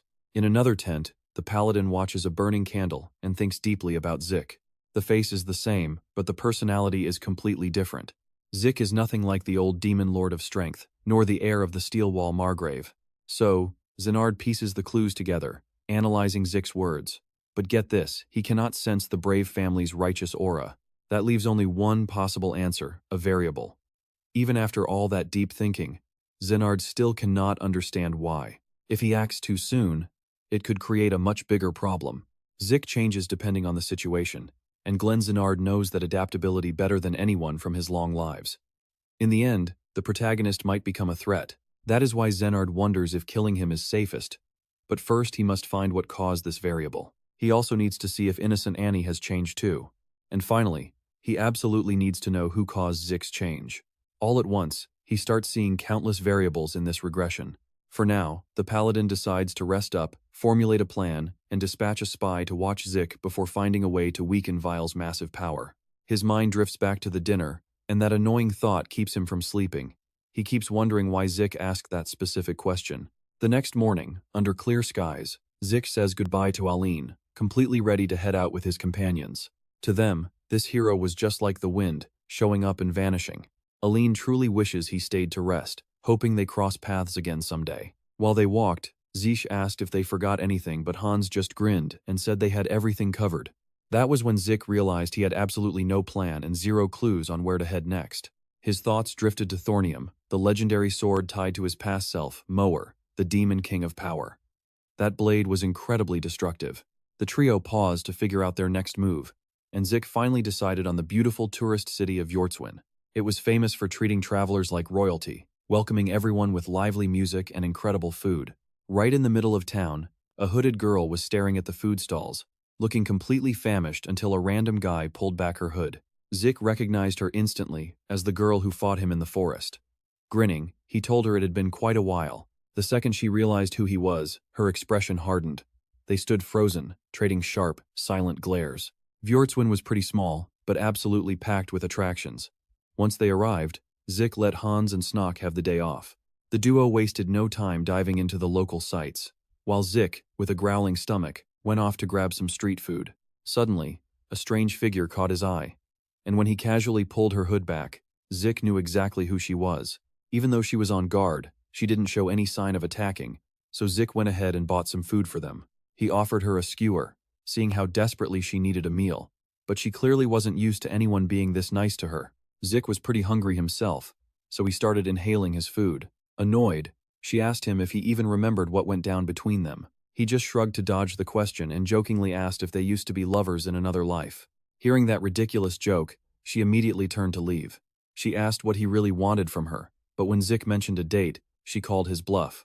A date clearly wasn't his actual motive, and she had absolutely zero interest in sharing details about her own life. Curious, she asked what made him think she'd agree, and Zich admitted he didn't know, he just felt like he understood her a little. He offered her another bite, because the only thing he knew for certain was that she desperately wanted that skewer. They sat down by a scenic fountain to eat, and Zich could easily tell how starving she was by how fast she swallowed it. If Zich had bought her high-end food, he might have gone broke.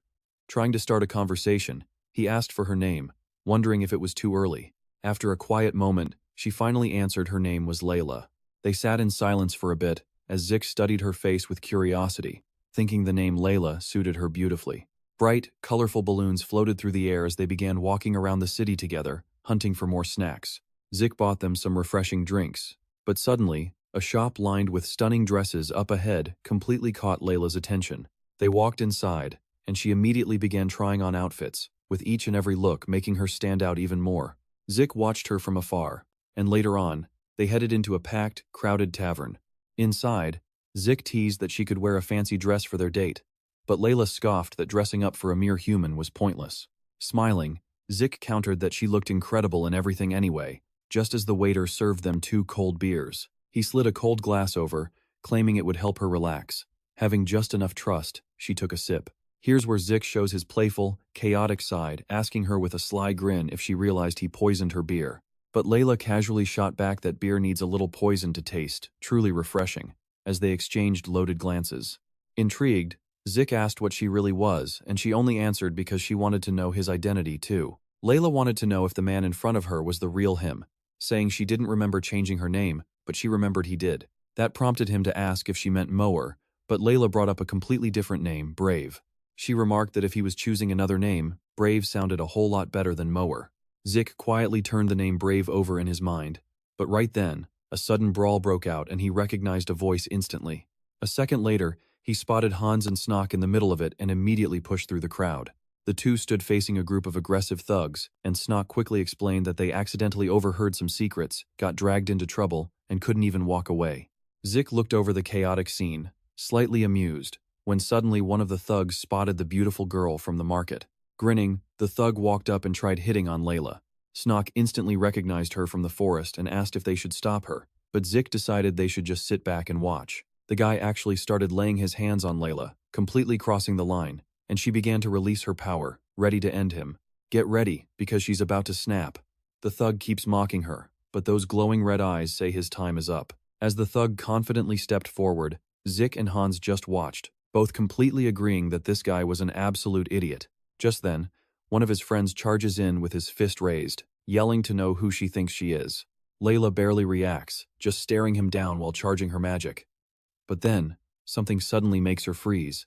Zich steps right in, catching the man's punch with a single hand before delivering an absolutely devastating blow of his own. The guy goes flying backward, crashing near his crew. Furious, the rest of them draw their weapons and charge. And just like that, boom, the idiots are on the floor, bruised and begging for forgiveness. Later, Zich asks the white-haired girl how she shocked that thug earlier, and how bad the burn was. Instead of answering, she asks why he didn't just kill him. Zich is stunned, asking how she can say that. She points out that if he is supposedly kind, shouldn't he avoid fights? Memzi snaps back that those trash deserved a beating. Layla agrees, then suddenly stops to look up at the bright moon in total silence. A second later, she asks if his questioning is finally over because she wants to leave, but Zich grabs her hand and tells her to wait up. Hans and Snock can only stare with their jaws on the floor.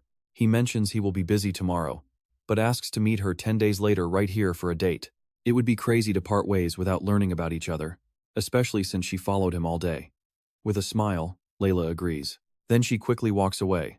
Watching her leave, Zich realizes he got closer to her than expected, but he still needs to know her true identity. It is incredibly shady that a powerhouse mage like her has zero money and knows almost nothing. She talks like she understands how the world works, yet she had to beg for food and borrow clothes.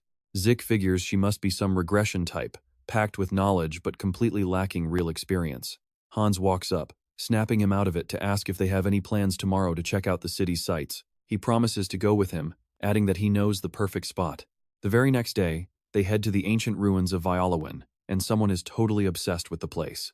Hans and Snock are in awe, wondering who built all this. Map in hand, Zich tries to locate his old sword, Thornium. Honestly, he is not entirely sure, since in his past life he completely destroyed the path while searching for it. Soon, they reach a restricted area marked with a "Do Not Enter" warning. Hans asks his master if going inside is actually a good idea. Before they can take a step, something makes them freeze. Zich asks if anyone touched a thing, and Snock points toward the ceiling. The two boys guess that some legendary treasure must be hidden past the barrier. But Zich remembers his old sword was on a secret route, and he does not recall this wall at all. He steps forward and places his hand on the stones. Hans is completely baffled as the wall reacts to Zich's touch despite ignoring everyone else. There's no telling why the ruins answered his call, or what that strange aura leaking through is doing to his senses. Without any answers, the three decide to head inside. Zich instantly recognizes the familiar vibe, but this is definitely not where Thornium lies. Then, Hans gasps and points into the darkness. Now look at this. Resting on an altar is the sacred sword Estelade, the weapon belonging to his past life rival, Glenn. Thornium was the dark blade of the Demon King, Zikmor. Estelade, however, represents the light of the Sun King, Glenn. Zich stands completely frozen, staring at the very weapon that ended his past life, remembering how insanely picky it is about its master. Only a worthy soul can ever draw it. When Hans asks if he recognizes the blade, Zich reveals it is a sacred sword. The boys stare wide-eyed, asking what that means. Thrilled, Hans asks if taking this sword would turn him into a legendary hero. Zich nods, leaving them absolutely stunned. Eager to try his luck, Snock asks to go first. Although he's sure the sword will reject him due to Snock's bond with no one, Zich still agrees to let him try. He grips the hilt and pulls with everything he's got while the others watch. Absolutely nothing happens. Snock finally lets go and steps back. His little mole gently rubs his face to comfort him, making him realize his true partner is already right here. Hans asks if Zich wants to give it a shot, but he declines, already knowing the sacred blade would never accept him. Zich asks if Hans wants a turn, but Hans declines, sure he'll fail. Even so, he urges Zich to at least try. Suddenly, footsteps echo through the corridor, putting the trio on high alert as they realize someone is approaching from the opposite entrance. Zich listens closely, immediately recognizing the light, precise steps of a highly trained fighter. For a moment, he wonders if Glenn has arrived for his weapon, but then realizes the footsteps belong to a woman. It's Layla, the girl from before. She runs right toward them, and a shocked Zich asks what she is doing here. Right on her heels, several hooded men burst in, trying to capture her. Zich instantly charges ahead, telling Layla to get down as he strikes. A violent blast erupts, throwing Layla hard onto the floor. Zich pulls her up, casually asking if these guys are her new friends. She quickly shakes her head, they're here to kidnap her. When Zich asks why, Layla just keeps her head down, staying dead silent. Grinning, he jokes about her being popular before facing the enemies, who are already back up. Pointing his blade at them, Zich asks if they're the same cultists from before, since their outfits match perfectly. Ignoring him, one of the cloaked men coldly announces the plan has changed. He commands them to capture the girl and Zich alive, but slaughter everyone else. Their blades flash as the cultists charge, immediately putting Hans in extreme danger. Snock leaps forward to shield him, unleashing Nam's raw power to hurl heavy stones directly at the attackers. The cultists charging Hans are instantly blasted back. Fighting hard, Zich notices his companions are managing to hold their ground, but they won't last long. This place is actively draining Layla's magic, yet she still keeps desperately casting spell after spell. Eyeing their leader, Zich realizes this guy's strength rivals a demon he's totally outclassed without his own demonic weapon. The leader strikes without mercy, mocking Zich for being way weaker than he actually anticipated. Everyone freezes, watching in horror as Zich is violently smashed straight into a solid stone wall. A cultist points out the sacred sword resting right next to the boy, but the leader laughs it off, claiming a loser like Zich could never draw it. Turning his back, he orders a subordinate to finish this, kill the two boys, capture the girl, and leave the main guy to the rest. But watch this. The leader senses something strange, spinning around to see Zich actually gripping the sacred sword. Blinding light floods the chamber, blasting the cultists away while Snock and Hans stare in shock. Layla is utterly speechless, stunned that Estelad accepted someone like Zich. Honestly, even Zich cannot believe he actually pulled it free. Recalling the leader's mocking words from seconds ago, pure rage drove Zich to grab Estelade, even though he was convinced the blade would never choose him. Approaching him slowly, Layla demands to know why he drew the legendary blade. Zich scoffs, asking what kind of question that is since he did it to save them. Layla clarifies she meant how he managed to pull it. He casually points out that only someone deemed worthy can draw it, leaving her completely speechless for a moment. She asks if he seriously believes he is worthy, and Zich simply shrugs, saying probably not. Then, he simply slides the blade back. A stunned Layla asks why, and Zich explains it isn't his sword, ignoring her warning about its insane power. Zich admits he knows, but plans to use another blade, making her gasp in shock. Walking right past her, Zich admits he figured she knew, checking on Hans and Snock who say they are fine. Declaring they should leave, Zich is suddenly grabbed by Layla, who drags him back to Estelad and fiercely demands he wield it instead of Thornium. But Zich refuses, stating he only wants to wield his own sword. Frustrated, Layla argues that if he truly wants to be kind, he needs Estelade, not Thornium. Zich ignores her fear, saying a demonic sword cannot make him evil. Layla falls silent for a second before coldly ordering him once more to pick up the legendary blade before them. Zich just stares, totally unsure of what to do. Oh, here we go. Sudden, intense pain shoots through Zich's hand right where his key of destiny sits, as Estelade reacts by spinning a massive vortex of golden light around them. Outside the raging storm, Snock and Hans scream for Zich, who quickly asks Layla if she is behind this. Layla yells back that it is not magic, fearing the blade is actively transporting them to an inescapable, distant world.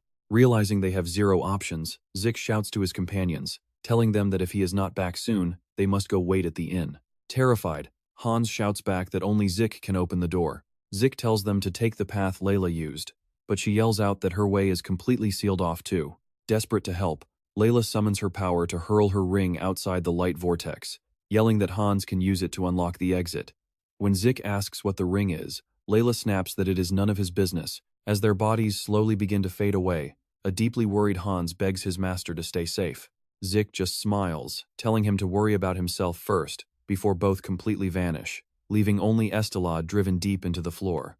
Snock nervously asks if Zich will be all right. Hans says yes, and the boy asks what they should do. Hans glances down at the unconscious, hooded cultists scattered across the floor and realizes it is prime time to secure some easy gold. After thoroughly looting them, the boys gather tons of gold and rare potions. The enemy leader is still dead to the world, mouth wide open, stripped of his cloak just so they could bundle up their massive loot. Snock innocently asks if they should take one, while Hans wonders if they should stash everything inside a chest. Then, looking back at the sacred sword, he begins to wonder if he could actually draw it himself. Determined to find out, Hans steps up to try. Snock asks if he is actually serious, and Hans nods. Hans wraps both hands around the hilt, preparing to pull while Snock cheers him on. Suddenly, something unexpected catches his eye. They turn around only to see another group of cloaked figures sprinting right toward them. Hans asks for backup, and Snock nods. Hans warns Snock to get ready not to fight, but to run, as daggers begin to fly their way. Completely surrounded, their leader demands to know if they killed his captain, telling his men to hold their fire until he gets his answers. Terrified, Hans asks Snock what their next move is. Snock replies that there is only one option left: they have to fight. Hans unsheathes his blade and charges forward, yelling for Snock to cover him while he cuts through the enemies ahead. Clashing blades, Hans immediately realizes his opponent is insanely powerful. Nearby, Snock calls on Nodens to lift heavy stones and hurls them to stop the threat. A heavy rock smashes the hooded man squarely in the face, making Snock wonder if that actually took him down. Hans realizes this area is a terrible match for Snock's earth magic, and they will die here. Then, his opponent lands a strike. Hans slips up for just a split second, and a heavy kick boots him in the stomach, sending him flying backward. Two masked enemies immediately close the distance to finish him, leaving Snock terrified. Hans barely manages to block the incoming sword strike. The enemy sneers, mocking that weaklings like them could never defeat his captain. Pushed to his absolute limit, Hans knows his stamina is empty. He looks at the holy sword Estelade resting nearby, wondering if taking it would finally make him strong, just like Zich. Shifting his weight, Hans shoves his opponent back with a powerful parry, then lunges to grab Estelade, resolved to protect Snock. The masked killers laugh, telling him to accept his fate as a pathetic loser. Right beside him, Snock is pinned down, completely trapped. Hans remembers how even he used to believe this holy sword would never choose him. Then he remembers what Zich told him: you only give up when you are dead, and until then, you do whatever it takes to survive, even on a thread of hope. Gathering all his strength, Hans finally pulls the holy sword free. Look at that smile. With Estelade now in his hands, the hooded men stare in disbelief, wondering how this kid was judged worthy, while pure hope returns to Snock. Hans feels the sword's raw power surging directly into his body. The cloaked enemies panic and charge, refusing to let him adjust to his new power. Shalba screams out a warning. Hans braces himself to fight with all the power the sword offers. Meanwhile, Zich and Layla appear inside that very same storm of light. Zich looks around in confusion, noting that this strange area feels exactly like the place they were in before. Right beside him, Layla attempts to cast her magic but admits her teleportation is completely blocked. With no other choice, they explore.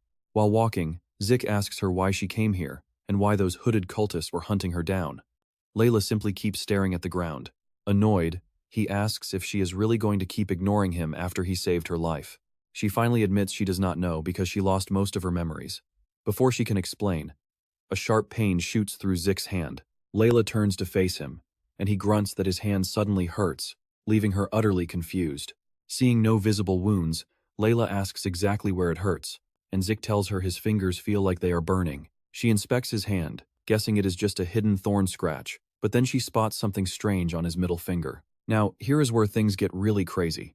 She asks if that is the destiny-twisting key, while Hans keeps fighting those hooded men. Hans grips the sacred blade fearlessly, unleashing an onslaught so fast that the enemies have to run for their lives. A sudden explosion detonates, scattering debris everywhere, but Hans stays on guard to see if the battle is truly over.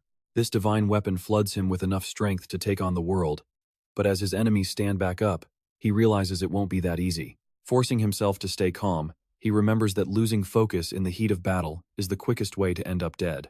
Taking a breath, Hans carefully reads the battlefield. One cultist steps forward, cursing that he never expected to use his secret trump card on a loser, before charging Hans as purple energy erupts. Shalbei desperately yells a warning, and Hans's eyes widen. He's now facing a hideous monster just like the one Zich fought back in the city. The beast grins, revealing massive, razor-sharp fangs, and the sheer sight of it sends Hans breaking into a cold sweat. The mutated monster charges instantly. Hans raises his holy sword high and drives it with full force straight into the ground. A blinding flash erupts, forcing the beast to cover its face. It still struggles to advance, but the light explodes a second time. Hans breathes a sigh of relief as the energy beam fades, only to realize the monster is still standing completely unharmed. Deep down, Hans knows he is still nowhere near Zich's level, the man who casually took down a beast like this in one hit. A moment later, he realizes this monster is even stronger, making any comparison to his master completely foolish. Leaping forward, the creature bounds into the air to throw a devastating, heavy punch. Hans raises his blade just in time to block the strike, a spark of hope rising in his chest. With this sword, he can finally unleash the combat skills Zich taught him. The beast keeps pushing, desperate to crush him with raw power. Hans quickly changes tactics, leaping backward to destroy its balance. Outraged, the beast shrieks, cursing his arrogance. Hans knows this is his shot, stepping forward to slice the creature's head clean off its shoulders. Witnessing the brutal decapitation, the remaining monsters instantly begin to panic. Hans charges the rest, carving through them. In his mind, Zich's voice echoes always locate the enemy's vulnerability instantly, and end them the very second you spot it. He finds the opening and strikes. When the dust settles, Hans is left panting heavily. He scans the area to make sure no threat remains. Satisfied, Hans raises the blade in triumph, and Snock happily cheers right along with him. Snock beams, declaring that Hans truly deserved to wield that holy weapon. But look at this, one of the fallen hooded men staggers back up, asking if Hans really thinks he won. The dying man sneers that a sea-swallowing nightmare is coming to drown everyone anyway. Meanwhile, back with Zich and Layla, she gently asks if his injured finger is still hurting. Holding a blue twig, Zich says he's fine after drinking a potion. Layla, however, stares at it with deep suspicion. Zich asks if she recognizes the object. She admits that while it feels completely wrong, she cannot pinpoint the actual reason behind her sudden dread. Seeing her raw confusion, Zich realizes she is not faking her memory loss at all. Right then, the small branch twitches and points toward a specific direction. Though baffled, Zich tells Layla they need to keep marching forward for now. He mentions having plenty of questions left for her, since even the smallest detail might prove vital. Layla nods, promising to answer what she can. Zich decides they should start walking, so they march off in the exact direction the branch indicates. Soon, Layla impatiently asks if he has finally settled on his questions. Zich confirms he has, but she strictly limits him to just 3. Baffled by the stingy rule, he argues that is far too few.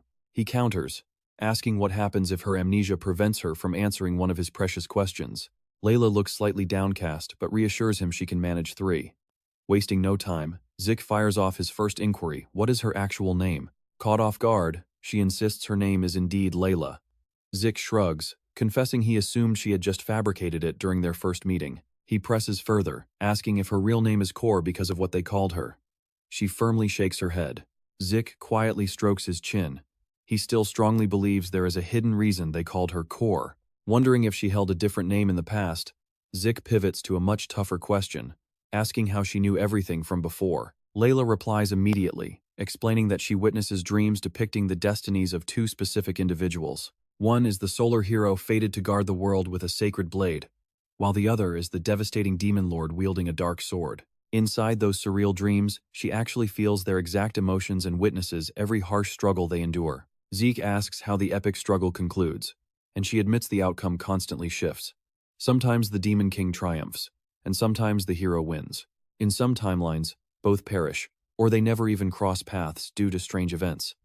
But in the vast majority of futures, they clash. When Zich asks for more details, Layla sighs. Her memories are simply too broken. He asks why, but she simply walks away, noting that her limit of 3 questions is reached. Zich places a gentle hand on her shoulder, pointing out he still has one question.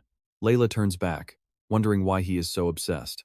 After all, she suspects he is actively striving to become the Demon King, guided by his own forbidden knowledge of the future. That catches Zich completely off guard.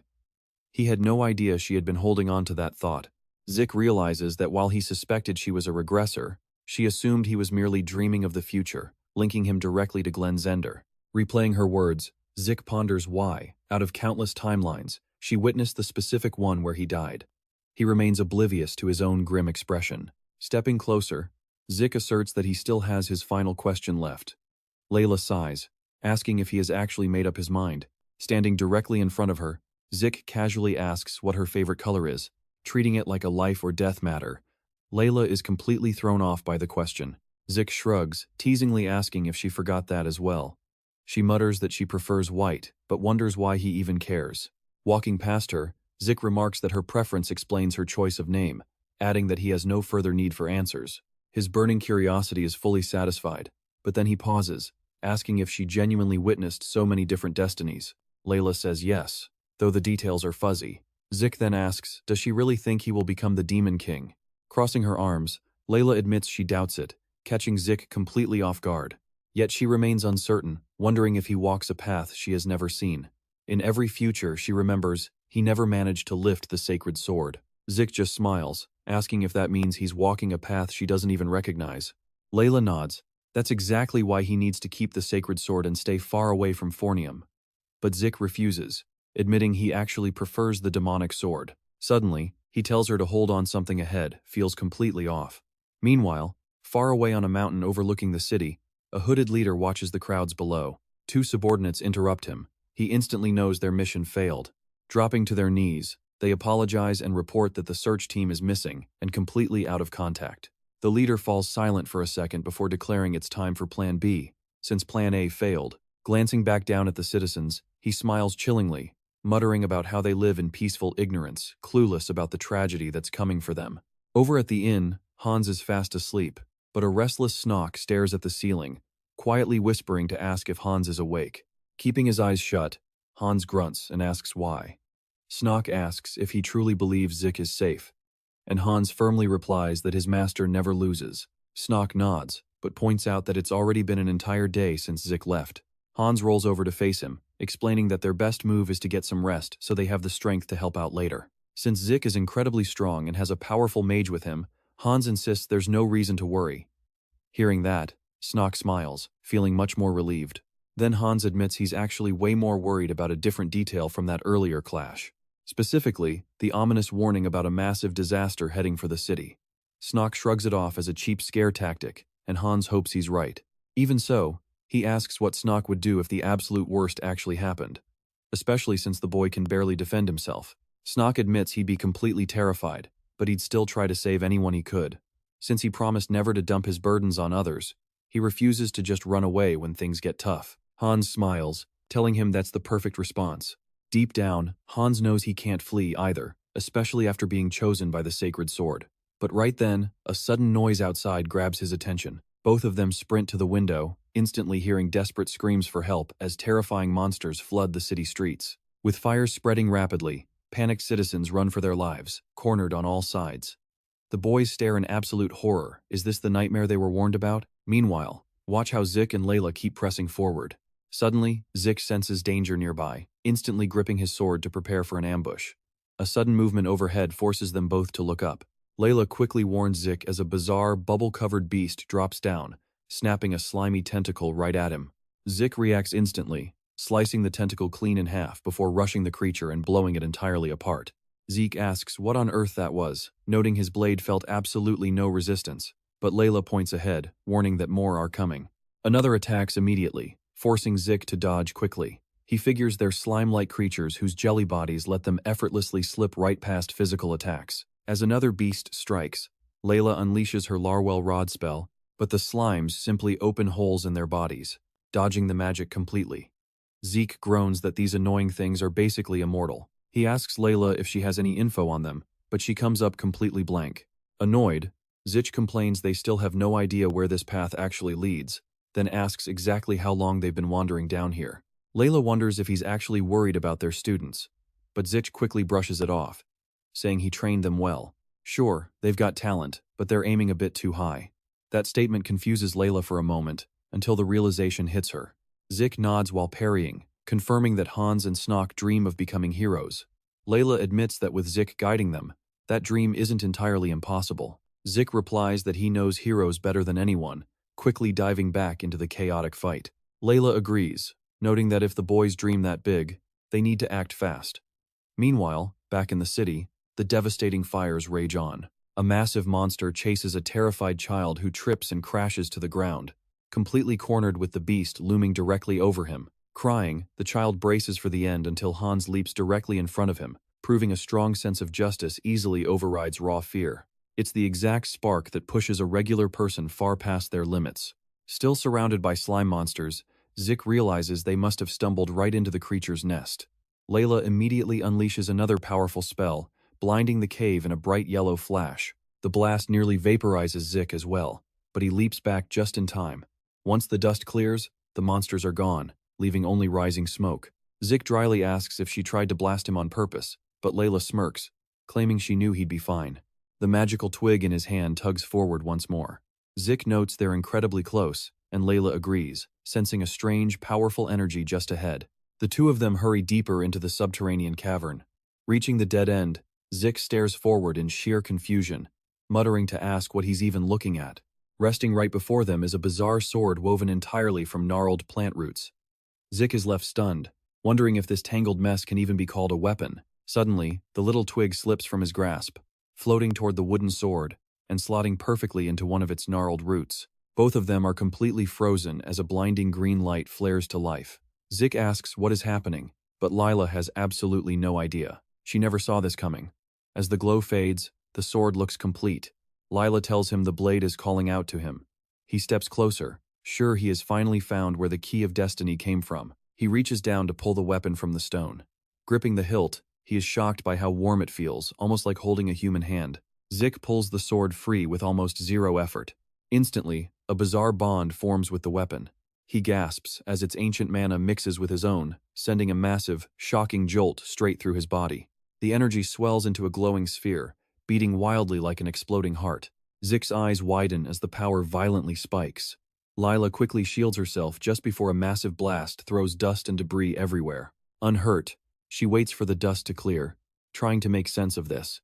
Seeing him standing there with a now softly blue glowing blade, she finally breathes. Zich is stunned, admitting he has never felt such immense power. Meanwhile, back in the city streets, terror and total devastation still run rampant. Hans struggles to hold a savage monster back. He is completely exhausted but yells for a child to run, who flees in tears. Sweat pours down his face as he gasps, shaking violently under the crushing strain. He barely avoids a heavy strike before putting the beast down, then screams at Snock to evacuate the citizens past the gates immediately. Just nearby, two desperate soldiers struggle against giant beasts, but the odds keep getting worse as more monsters keep crawling in. Hans scans for an exit. Hearing the evacuation is done, he orders the gates sealed. Snock taps into Noam's earth power, raising a massive stone barrier to block off the entrance. The beasts slam furiously against the rock. Hans praises his friend, saying they only need to take down the last one inside. He leaps forward with the legendary holy sword. Snock shoots jagged stone spikes from the ground while the remaining guards charge in alongside him. A green-eyed boy reports the beasts are down, letting Hans finally smile in relief. Fresh reinforcements finally arrive, helping them sweep away the remaining stragglers. But Hans freezes, wondering if this nightmare was the hell the cloaked man promised. Suddenly, a deafening explosion rocks the earth, putting everyone on high alert. Blinding light and thick, heavy smoke roll across the street, paralyzing everyone with sheer dread. Heavy footsteps echo through the haze as a new horde of monstrous beasts emerges. The soldiers scream for Hans and Snock to retreat, stepping forward to shield them. But out of nowhere, a blade flashes down from above, slicing the soldiers apart in a single strike. Hans and Snock watch in sheer horror, stunned by how fast everything has crumbled. A cloaked figure steps forward, casually dripping blood from his blade. He immediately recognizes those dark cloaks worn by the cultists back at the ruins. The killer spots the holy sword in Hans's grip, his eyes instantly turning cold. Glaring dark, he demands to know who Hans is. Hans refuses to back away, raising his shining weapon. His mind races. How on earth does this stranger recognize the sword? Seriously, what does this mean for them now? Realizing this guy must be connected to those ruins freezes Hans cold. All around him, the defensive line is completely falling apart. One warrior is brutally cut down before he can swing, while another gets blindly struck from behind and collapses. Cold sweat drips down Hans's face as he tries to focus, but facing this terrifying monster and his giant beasts makes it impossible to think. A desperate soldier screams at the others to kill the cult leader and drive them out before everyone gets slaughtered. Soldiers charge at him together, determined to end this nightmare. The cloaked figure watches them with terrifying confidence, calmly gripping his bloody sword. With a single effortless slash, he cuts down 3 soldiers. A lone survivor gasps that this level of strength is completely impossible. The cultist doesn't even blink, calmly continuing his slaughter while the giant monsters tower over the survivors, crushing anyone in their path. One soldier starts shaking, completely convinced that this is the end. Suddenly, Snock screams for him to duck, as jagged stone spikes impale the beasts. Hans rushes past, telling Snock to leave the final monster to him. Snock rushes over to a fallen warrior, handing the man his dropped sword. The soldier stammers out a thank you while his captain watches. Snock tells them to regroup, shouting that every single life counts right now. Standing tall, Hans barks the order to charge, ready to go down swinging. Even the knight captain is deeply shaken by how desperate this has become, watching 2 kids risk everything to protect a kingdom they should be defending. Snock summons Noam's mighty power once more, hoisting a massive boulder into the air. That insane power proves just how unnatural his strength really is. Feeling a bit more confident, the lead knight starts to believe they actually have a shot. He yells to his men, "Do not give in to fear.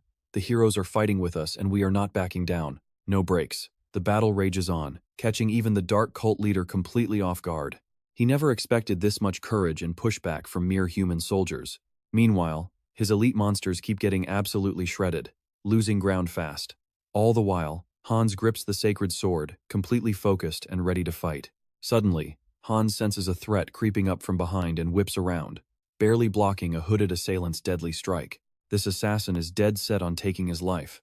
But his eyes go wide when he realizes that secret sword might be way stronger than him. He demands to know why SFLA would trust a mere kid to carry such power.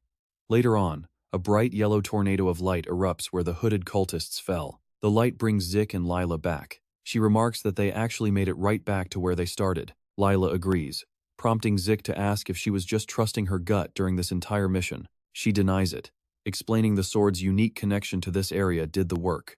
Taken aback, Zich asks how she could possibly know that. Staring at the glowing blade, Lila admits that part of it was instinct, she just trusted her gut. And here's where things get real. Zich wonders what kind of blade could teleport them, but then he senses a massive disaster striking the city. Lila asks what he means, and Zich tells her that dark forces have officially invaded the city. They have to move, fast. They need to uncover what's going on before everything goes to hell. Spotting the dead cultists, Zich wonders if Snoke and Hans pulled this off, and if they ran straight into a trap. Then, something else catches his attention. Turning around, he realizes the sacred sword has vanished, but the trace of residual energy left behind definitely belongs to Hans. Zich turns to Lila, urging her to move fast so they can investigate. But when he notices her horrified face, he stops and demands to know what's wrong. Cold sweat. Shaking, Lila confesses that all of this is because of her. Her voice trembles with overwhelming guilt and despair as she realizes the cult was tracking her all along, and they invaded the city just to secure their prize. And that is where we are pausing for today.